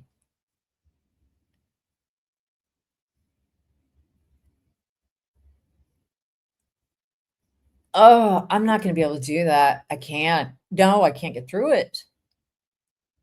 The screen and screen. Who isn't that like definitionally like Narcissus? The farty old fable of Narcissus looking at himself in the water until he fell in. I mean, shit.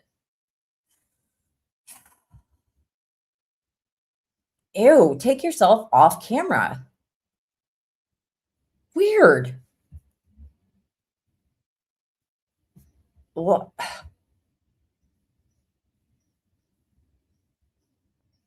Ew. But, you know, I mean, I guess I can't, again, I don't know. If it, I just, nah. But if it can't happen in this situation, What? that like, you know, that like, no laws or legal things can help me. Wait a minute. No laws or legal things can help me. This is bullshit. This is bullshit. So what is she saying? That no law, that she couldn't be helped. Bullshit. So this is like Exhibit A. Ma'am, you had, back when you said you had Grayson shoot this video, you had a pending case. Yet she's sitting here, and what she's told us that this is 1 month ago, prior to her dropping the case, because she knew, I mean, to me, she was going to have to put up or shut up, because that's what we do in the court of law in the United States of America. There isn't just one side. The respondent gets to respond, and the respondent, Mr. Dunkelberger, on behalf of Christina, responded and was like, basically, okay, let's do this then.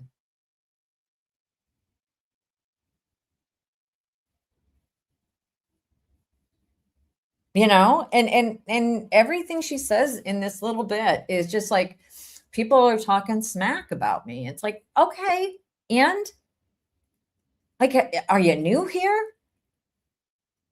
How does somebody get to this point in their life, alleging journalism and not having literally the thickest skin possible? So there's more, there's just, ugh. This maybe isn't the gig for you. You know? I mean, if you're going to have bylines, people are going to come for you. They aren't going to like what you have to say. A lot of times. And you know what you do? Professionals, you ignore it unless it's something that needs to actually be corrected on the record. And then you actually make a correction, right? This is, wow. I guess I didn't realize.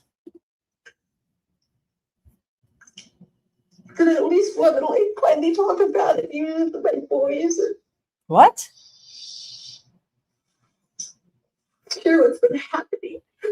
But I want to be clear. So she's saying that the legal system can't help her, yet we looked at the timeline. She said that this video was 1 month previously, right? And so this was on October the 16th, this 9-hour fucking train wreck. And but we know that if that is in fact true, that the legal system was in fact moving toward what surely she must have believed justice would be for her because they had a court date. Right? She had a new lawyer that came on because Dastin Dio literally shit the bed in unhinged emails. She had a temporary restraining order or temporary injunction. She's in tall cotton, man. I mean, from what I can tell. But what we do know is that what would have been a month prior to this bed crying video would have been right around the time that, you know, all of this, all of the actual motion practice was going. There had been the hearing that we have audio of.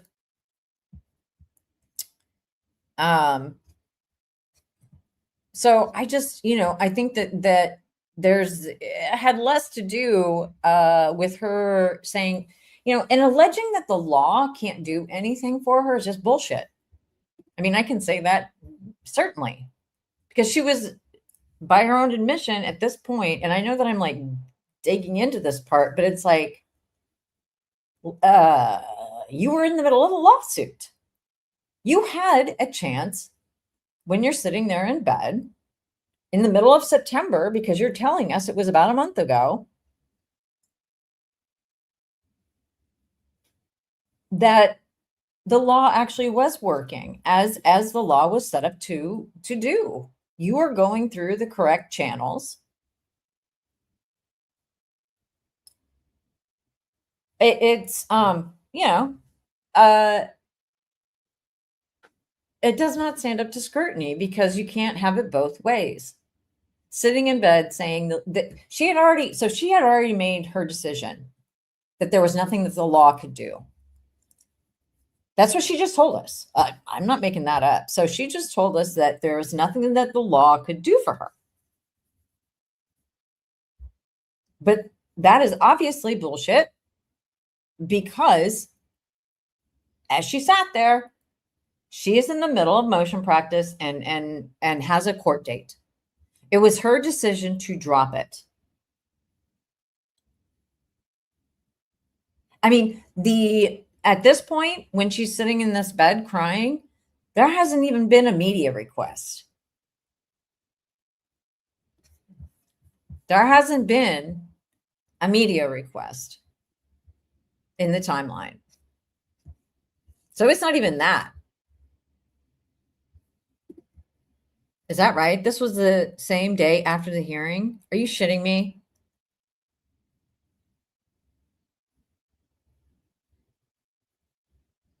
Oh, I see. I see. Okay, well.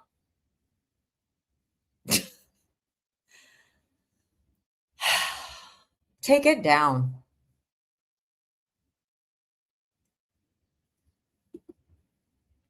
Just take it down. Take it down.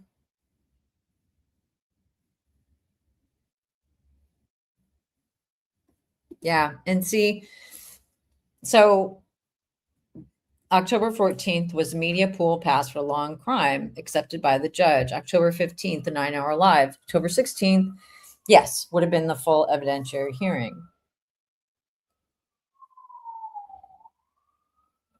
So taking back her power, sure. I mean, look, if I'm already involved in a court case and I've got a rock solid, I'm bringing the goods, I'm going to court. I am going to follow through with that because I believe in the legal system. And if I believed enough to get creators like Susan Hendricks, oh my God, lady, what are you doing? Trisha Griffith, that's a hell of a statement to have. To have my husband representing himself in a affidavit as a professional diagnosing a woman who he's never really talked to. And all of this evidence that they supposedly had, if I felt like that was going to stand up, I would go through it. If there was going to be more to come out, because I think there's something, you know, even in the, apparently there's their reaction to this is that John was pissed because people didn't get to hear the evidence. Well, no shit, dum-dum. That's because y'all didn't go to court. I mean, we heard your accusations and they were horrible. Ugh. I feel filthy. I mean, oh my God. I don't get it. So she's just proven. So we're only, yeah. So like 15 minutes in, and I'm sorry, you've already blown your own timeline, ma'am. You did not let the justice system run. You didn't.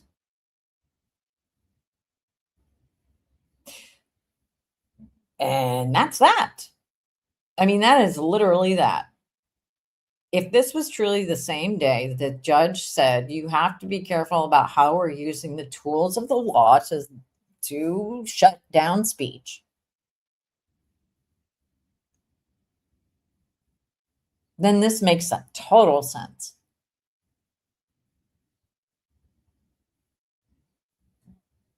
So, I mean, I guess a couple things can be true. She truly does believe that she is under clear and present danger and wanted to preserve it for whatever weird reason. Or she's like, oh, I'm fucked. Let's start getting our poop in a pile for our revenge tour. I don't know. I mean, could it have been a bit of both? I don't have any idea. I don't get existing in this kind of space. It's not me. Because I do want to help with like cyberbully now, and I know that. Okay, but you weren't cyberbullied, ma'am. Forget it. I can't. This is ridiculous. This is absolutely nuts. Yes, that's right. I mean, it's okay. So Ballet Flat says it was that day. I remember Lauren finally walking into the courtroom after 30 minutes in that hideous pearl sweater. I also had to look at her while I was on the stand. Are you kidding me? Oh, he does. Pulls out the UK legal. Okay, great. Then that's next up. That'll go into, because, sir. Nope. No. Because, What John wouldn't tell you, though,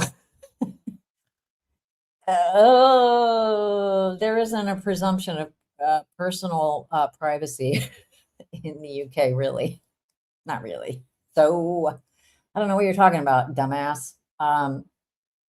Oh, that makes me mad. That made my hair stand up. Like, that pisses me off so much. It's his favorite definition. Well, that's great. I'm going to look that up for him, and then I'm going to go on a rant because the man's not. No, I'm sorry. Stop it. Give me.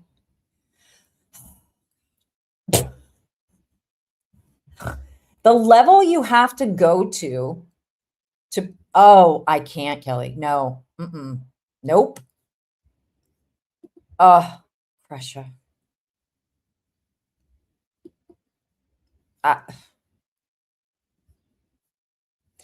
Here's what we know. He is licensed. He's licensed in Utah. He's licensed in Nevada. And, he has PhD. And he got his license in, I guess, 2006. But we're going to go through that this week. We're going to get all down into the weeds. onto that and pulling up all sorts of stuff because the math ain't mathin', as the kids say. So this is ridiculous. She's going up here and she's saying all of these things. So I would just to round this out with what the response was to the request for civil stalking injunction. And this is what her people don't get to hear. And that is a shame because this is some great motion practice. And this provides context, and this provides Christina's side of the story, which she never got to present because these idiots dropped it and went on this tirade, went on this insane journey, and took all these people, all their followers along with it. So this is respondent memorandum in opposition to request for civil stalking injunction and pre-hearing brief. So this is Christina speaking by and through her lawyer. So he lays it out, and he's doing all of his homework, right? This is in opposition, and this is anticipation of the evidentiary hearing set for the 22nd, which we all heard, which did not go well for Lauren, as we can see as she sits there in her, as Ballet Flat says, her hideous pearl sweater. Court should deny requested injunction. Petitioner Matthais is a public figure with hundreds of thousands of subscribers and followers on YouTube and a variety of other platforms. That is an actual thing. You put yourself out there, you're going to be held. The bar is going to be higher. Matthais uses her platform to speak out on a range of issues, including current events, legal news, which is true crime and culture. But Matthais also has a history of using various means to deprive others of the very same rights she exercises. Several individuals have been a subject of the cease and desist letters or false police reports. Everybody needs to read this. Several individuals have been the subject of cease and desists and false police reports. The requested injunction is simply Matthais' latest device to shut down speech with which she disagrees. The requested injunction lacks merit under Utah civil stalking law. He cites the statute. Christina has not spoken with or otherwise communicated with Matthais directly or indirectly since April of 2025, when she responded to a string of text messages. Christina has not initiated any communications with Lauren since March of 2025, before their friendship fell out. Matthais bases the requested injunction on it, and this is hand to God, a tangled web of allegations regarding Matthais' own conduct and the conduct of Matthais' other former friends and acquaintances. Yes, absolutely correct. That's what that is. Matthais provides no evidence Christina ever asked or induced anyone to contact Matthais for any reason, let alone to threaten her. Matthais states she has subjectively felt fear and emotional distress, but cannot point to any threat or statement that would cause such a reaction in the reasonable person in Matthais' circumstances. Right? That's the bar. She has shown nothing.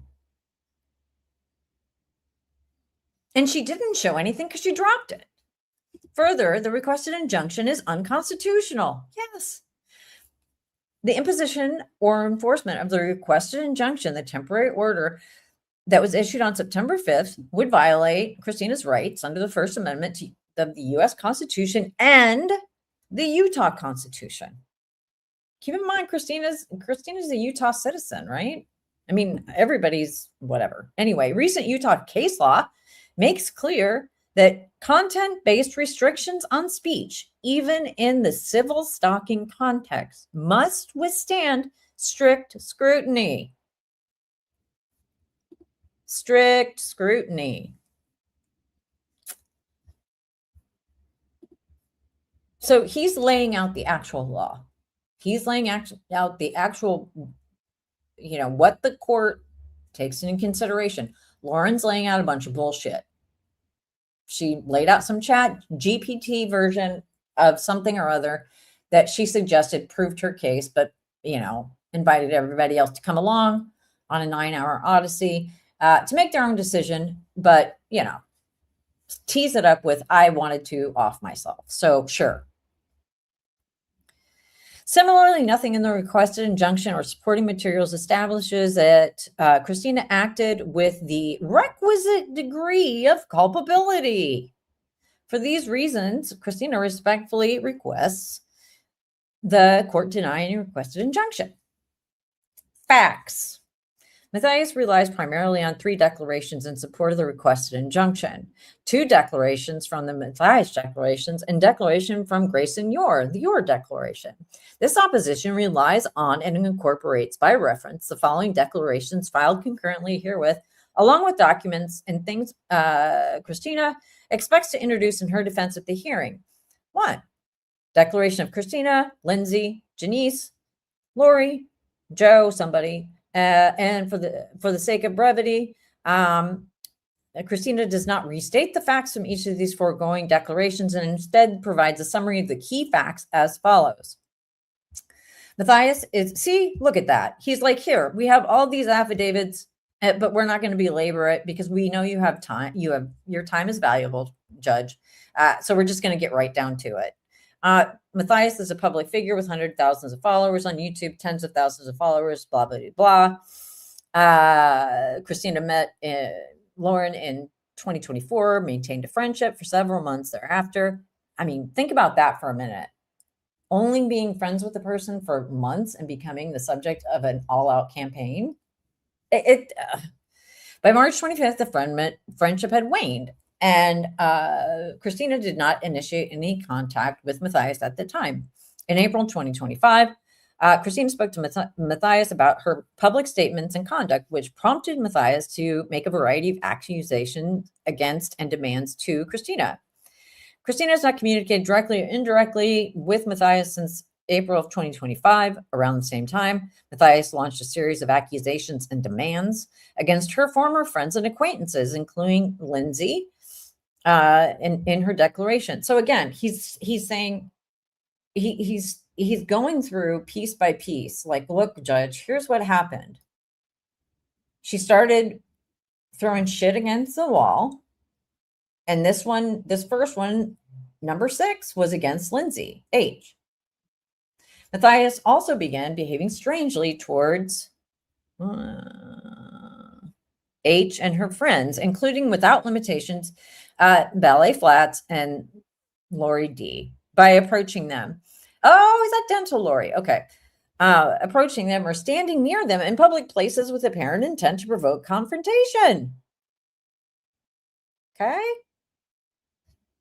Matthais has sent H and another individual cease and desist letters. Right. So, and contacted the police to report that H and others were following or surveilling Matthais and her employee, Grayson Yor, when in fact it was Matthais and Yor who were following them. I mean, it's in their affidavits. They showed up and they testified. Okay, they went through the procedures, Janice, and they went through and they did their job. They answered the questions, and Daston had no questions really for them. Because what are you going to say? They showed up, did their part, provided evidence at the evidentiary hearing that came after this counter motion, and did their part. And Lauren's lawyer had the opportunity to make hay out of that, and he didn't, because he couldn't. They didn't think it was going to get this far. Oh, God. I mean, here, again, 9. Christina was not even present for the encounters between Lauren, Dental, and others in June or July. Remember, Bahamas and Europe. At no time did Christina encourage or suggest that HSD or any other person contact or approach Matthais. Now, see, that's just common sense. Grown-ass women don't do that kind of shit. It's just weird.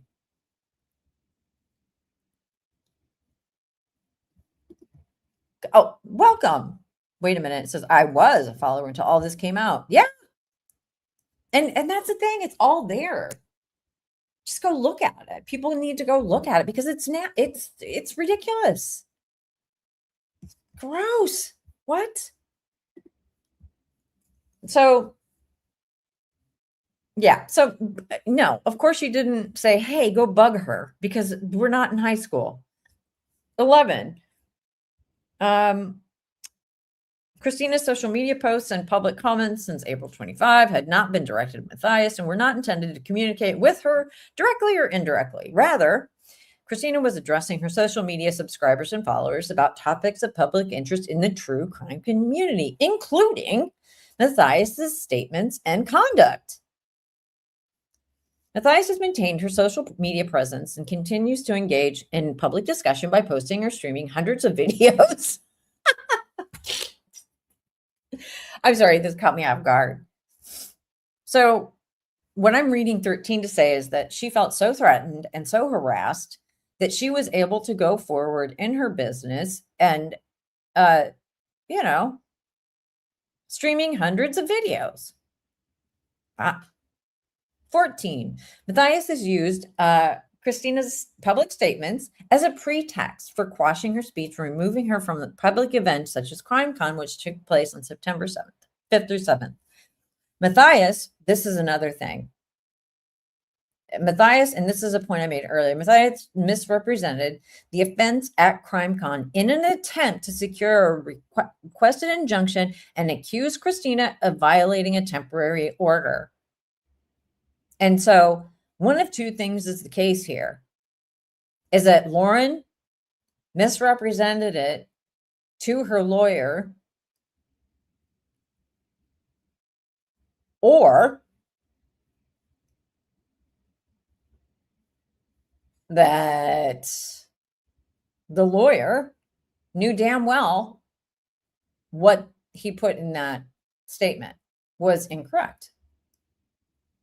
Because one of the claims, if I remember right, that Daston made was that, oh, well, it was served on her husband. Well, that's not how that works. A true crime community, get it together. Dum-dums. And misrepresentation is just a nice way to say that she lied about the events. And so he goes through, the two elements, intentionally, knowingly, go through the course of conduct directed at the petitioner, must know or act with reckless disregard throughout the course of conduct that would make a reasonable person fear for their person's own safety or suffer other emotional distress, Ragsdale 2, Electric Boogaloo. Oh, and he cites the Counterman versus Colorado, which is sort of is the one that's cited in all this shit. And so to that point, he says emotional distress is defined as, quote, significant mental or psychological suffering, and that's from Ragsdale 2, Electric Boogaloo. Going on, both elements must be present before a district court may issue a civil stalking injunction. Here, Matthais cannot prove either element requested injunction. Further, the Utah Court of Appeals recently reiterated the First Amendment cabins in the court's ability to issue a civil stalking injunction to only specify specific parameters. Content-based restrictions are, quote, presumptively unconstitutional and subject to, quote, strict scrutiny. Right? So, I mean, he's like, yeah. And so I like the footnote. Counterman is instructive to the instant case for many reasons. Foremost, it prompted a change to the stalking statute's definition of stalking, such that a petitioner must show at least recklessness with respect to the effects of the course of conduct. So keep in mind, this is civil stalking, right? Criminal stalking is another thing altogether. This is a civil stalking injunction. It prompted a change in the stalking statute's definition such that a petitioner, so that would be Lauren, must show at least recklessness with respect. So that means that, so basically that means to act with recklessly would be that Christina had some foresight, and I think this is right, into the incalculable mental and emotional toll that lip syncing worms, talking about worms, to her only smattering of followers on her private TikTok page, would have such reverberations. And you can't, there's no reason, there's no reasonableness here.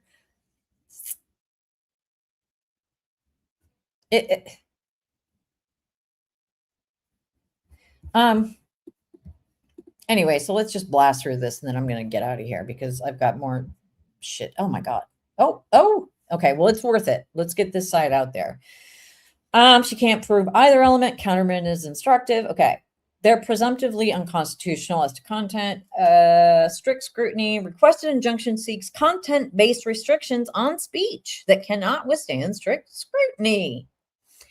A, Matthais cannot show she is entitled to the requested injunction under the stalking statute. Civil stalking injunction requires a petition to prove stalking as defined by Utah code. Commit stalking if intentionally or knowingly, A, engages in a course of conduct directed, we went through this, that would cause a reasonable person to fear for the individual's own safety or the safety of a third individual, or to suffer other emotional distress. A course of conduct requires two or more acts directed at or toward a specific individual. And here's the part that another part she leaves out from that Temu Google stalking law outline. She leaves out, because you'll remember, she said she had highlighted in that weird lipstick Betty Davis red 2 or more acts. She was like, oh, 2 or more acts. But what she fails to, understand is this latter part, which Mr. Dunkelberger points out. The burden is on the petitioner to show. So the burden is on Lauren, the petitioner, to show by a preponderance of evidence that the stalking of the petitioner by the respondent has occurred. So she leaves all of that out. She leaves all of that out and leaves her viewers to believe that she has provided them with all of the law, and she hasn't. And it's teed up perfectly, and it shows how you can use it as a sword or a shield, and she's using it very clearly to set up her narrative as a sword without giving the shield part of it. There is a defense here, and the onus was on the Matthais side to prove it.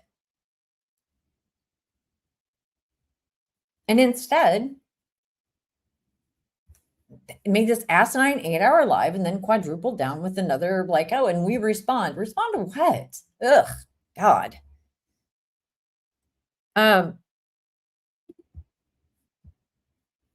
So again, he goes through the failure to prove a course of conduct because, her declarations recite 2 instances where Christina communicated specifically with her. Both instances, Matthais initiated the conversation.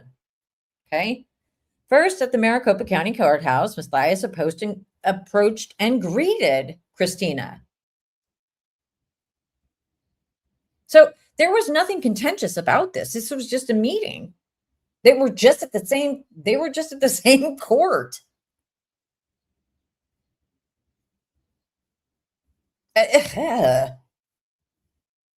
Later in the month, she initiated contact with Christina again. So the critical part in this one is that later in the month, Matthais again initiated contact with Christina.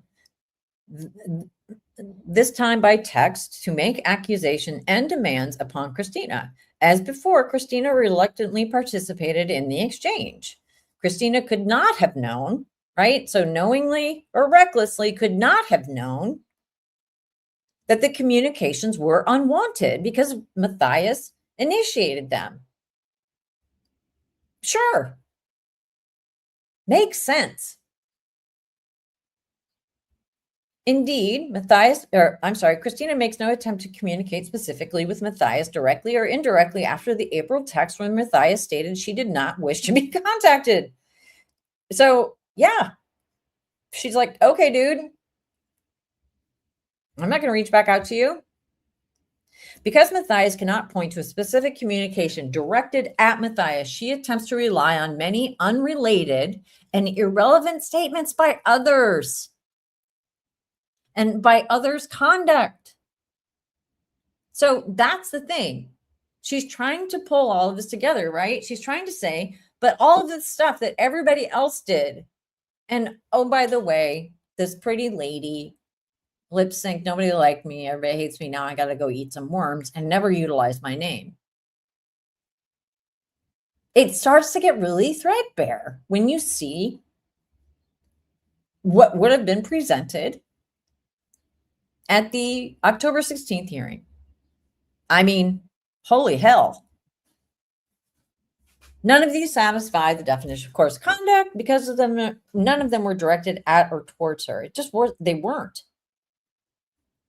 They weren't. Whereas, again, in the 9-hour live,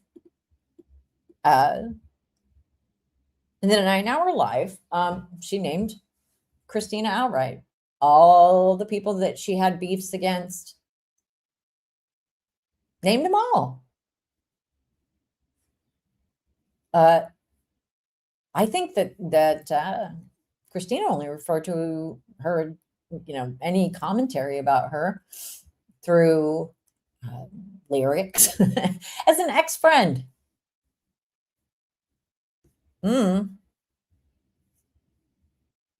Yikes. It's just bizarre. So he goes through to say basically, the declarations detailing all the statements. So much of what the declarations have included are statements and conducts of H, S, D, H, S, and D. and so she's bringing in the conduct of all of these different people who are not the subject of this lawsuit to try to prove the veracity of what she's alleging. And that's not how that works. That doesn't count. In some instances, remember, Christina was out of the country. Wasn't even there. Wasn't in Henderson, wasn't in Boise. Some instances she learned, Christina, about them afterwards and discussed them publicly later. Well, whoop-de-doo. She can do that. That's not course of conduct. Stalking statute is clear. An act or statement does not meet the definition of course of conduct unless it's directed at a specific individual. Matthais asked the court to parse the context of Christina's online posts and infer that Christina intended Matthais to see them. And this is another interesting thing because, again, she only had a few hundred followers at the time. It's like, or something like that. Such an exercise is impermissible under the stalking statute and problematic under the First Amendment as discussed below. And even if it were appropriate to extrapolate, this is the great part, when you can say, even if you could pull that out of the Christina's content, and if you can extrapolate intent from the content of her posts, the posts that Matthais references show that Christina is not attempting to address specifically Matthais, her family, or your directly or indirectly. Those posts are clearly public commentary directed at the public generally. She can't show reasonable, she can't show reasonable fear in her circumstances would be experienced. She can't meet the reasonableness standard. And he lays it out again. An objective standard. So the second element of stalking that she, she kind of gives to her audience in her 9-hour screed. The second element of the stalking is the inquiry imposes an objective standard. And again, objective standards can be rough, but it is the law, the objective standard under which subjective effect of the respondent's conduct on the petitioner is irrelevant. So the second element of the stalking inquiry imposes an objective standard under which the subjective effect, so the objective standard has to be applied to Lauren's subjective effect of the respondent's conduct on the petitioner as irrelevant. Courts must avoid succumbing to a purely subjective analysis, which is inconsistent with the objective standard's intent to protect against criminalizing conduct that only an unreasonably sensitive or paranoid petitioner would find harassing, quoting from Baird v. Baird, Utah, from 2020 or 2014. And the alteration, make sure the alteration is within the original. So, they're laying it out. So he's quoting case law to back up the statute. He's not calling Lauren paranoid and unreasonably sensitive. He's quoting from the law. He's quoting from chapter and verse, I like to say, statute and case law.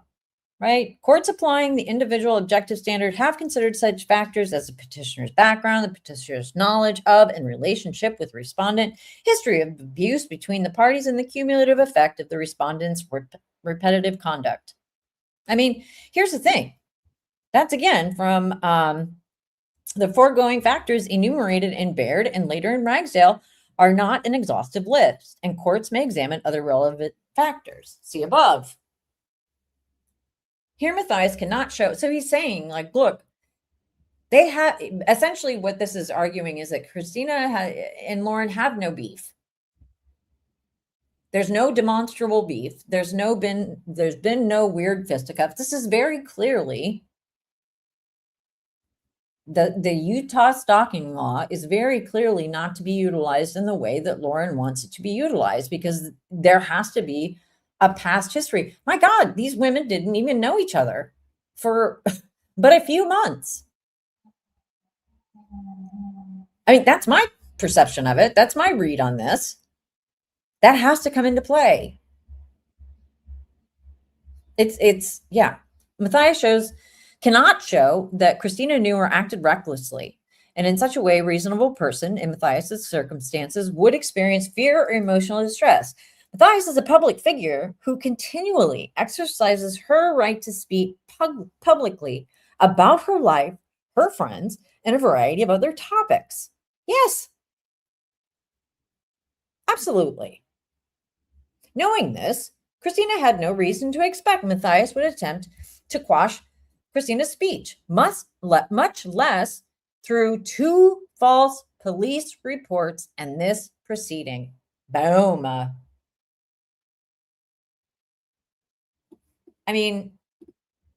This is so good. This is so good. I don't know. I personally think it stands for itself. I think it stands on its, stands on bidness. But I'm going to go because I'm tired now and I need to go do some stuff. But this is linked because I think it's really important that people understand the way that this works, right?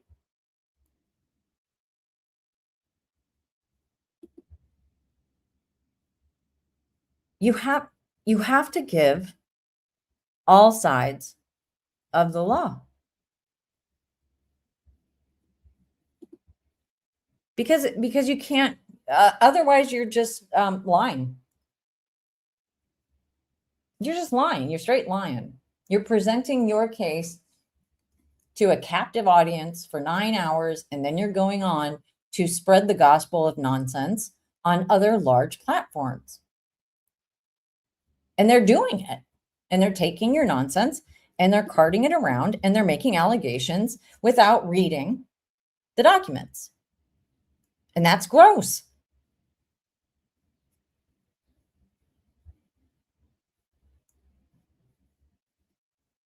It's gross. And to me, it's just wrong. It's just wrong. Wrong.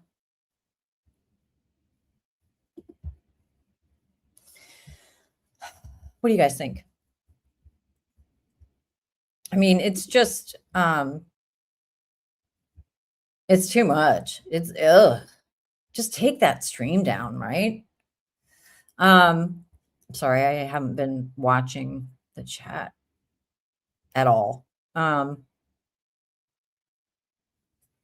But, whew, it's bad.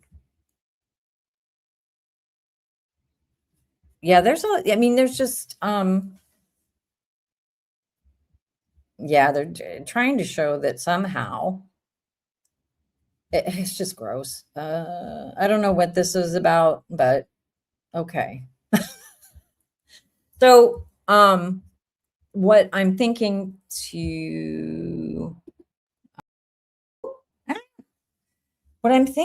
is that, tomorrow, the next day. Okay, Toots. Okay, yeah, wait. Let's do colon blow for the soul. Hang on.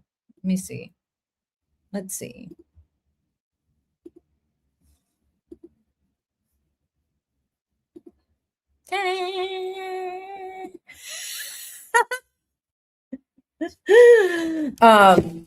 She's actually in her little hiding place. But there she is. Look, she has business casual, little neckerchief, little necktie. And I think that this is, Janice makes a good point. If one has money, they can take legal action, and I think that is really,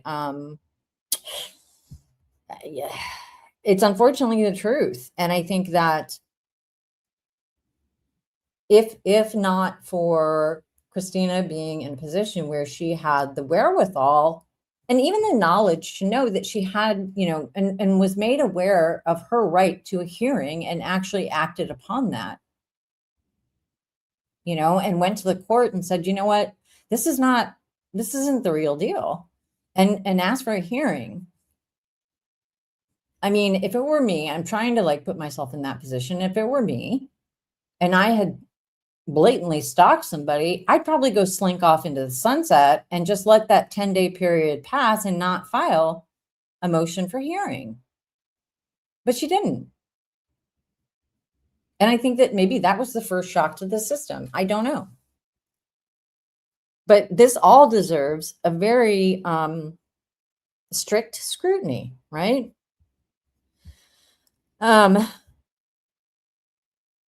So I don't know. I'm thinking about the timeline for the rest of the week. And I'm wondering if anybody has interest in the timeline of John's experience, because I do think that he actually brought that even into sharper focus with this declaration he filed with the court. And I think that absolutely needs to be scrutinized. Or is it just too much? Anyone?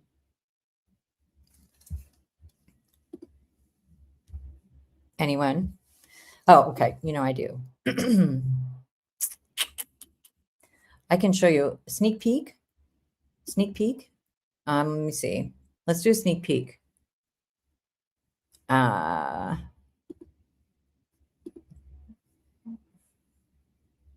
me see if I can do this without giving the whole thing away, because it's not done. Not because I think that shit. Where is it? Please stand by.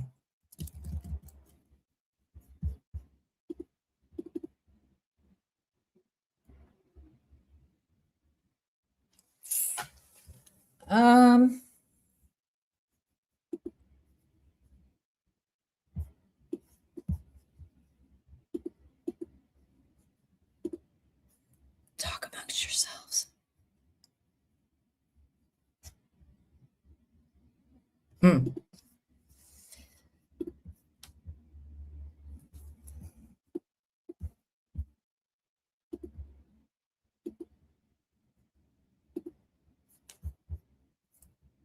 Sorry, I'm still here. I'm just trying to bring up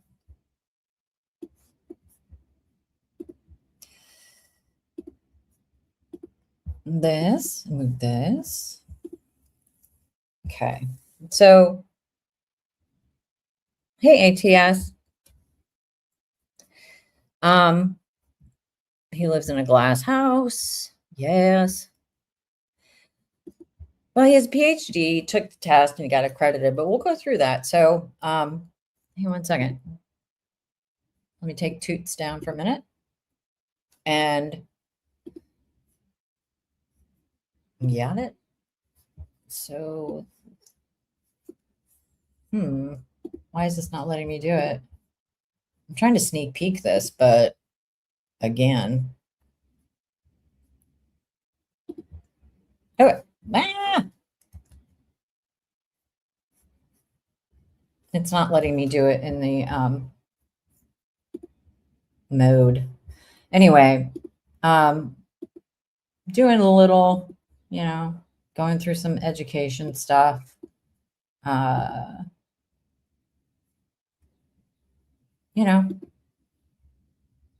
Bona fides, etc.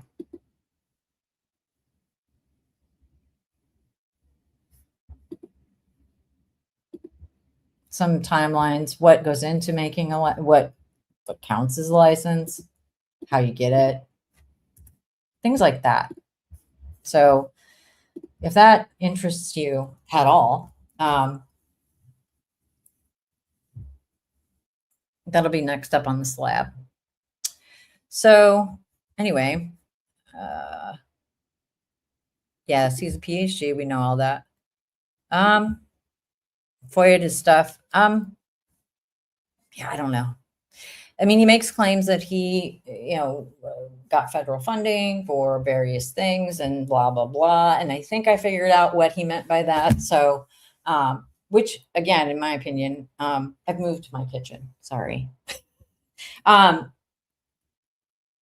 Take federal funding, you're under higher scrutiny. You just are, because that's the American taxpayer dollars.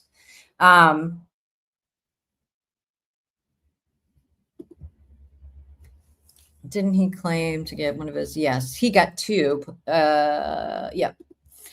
Scrutiny 101, please, is interested. Okay. What time? Tomorrow? I don't know.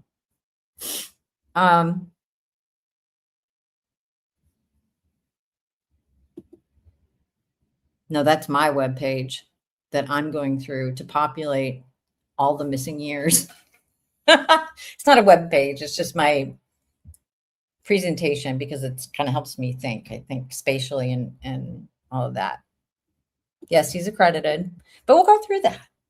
So that means I have to say like, subscribe, hype, whatever, because then you'll get a notification. So I am going to figure out when that's going to happen, but I have an idea. It will be, tomorrow-ish, if I get all my poop in a pile, so to speak. But anyway, my best quality is my unwavering allegiance to myself. I just like that so much. Because it's just so not true, but it's the hair. It's the hair. No, I'm not going to do that, man. Ooh, it's a lot of research. What's number 79? Oh, thank you. Right. Yeah, we'll go through what I found. Look, man, I'm trying to put together because I got questions and it's just in my nature. It's what I do. There's a big gap in the timeline. Not educationally, but just some gaps. And I'm like, where did you do all that clinical? Because I'm going to find it. I can't find where you worked for the VA in 2003 unless you're an intern. And even they keep records. And I can't find that. I mean, publicly available information. So we'll talk about it. But anyway, you'll be done with me in September when I go back to school. But until then, any requests, any ideas, go ahead and let me know. But yeah, just kind of tuckered. These people are exhausting. Exhausting.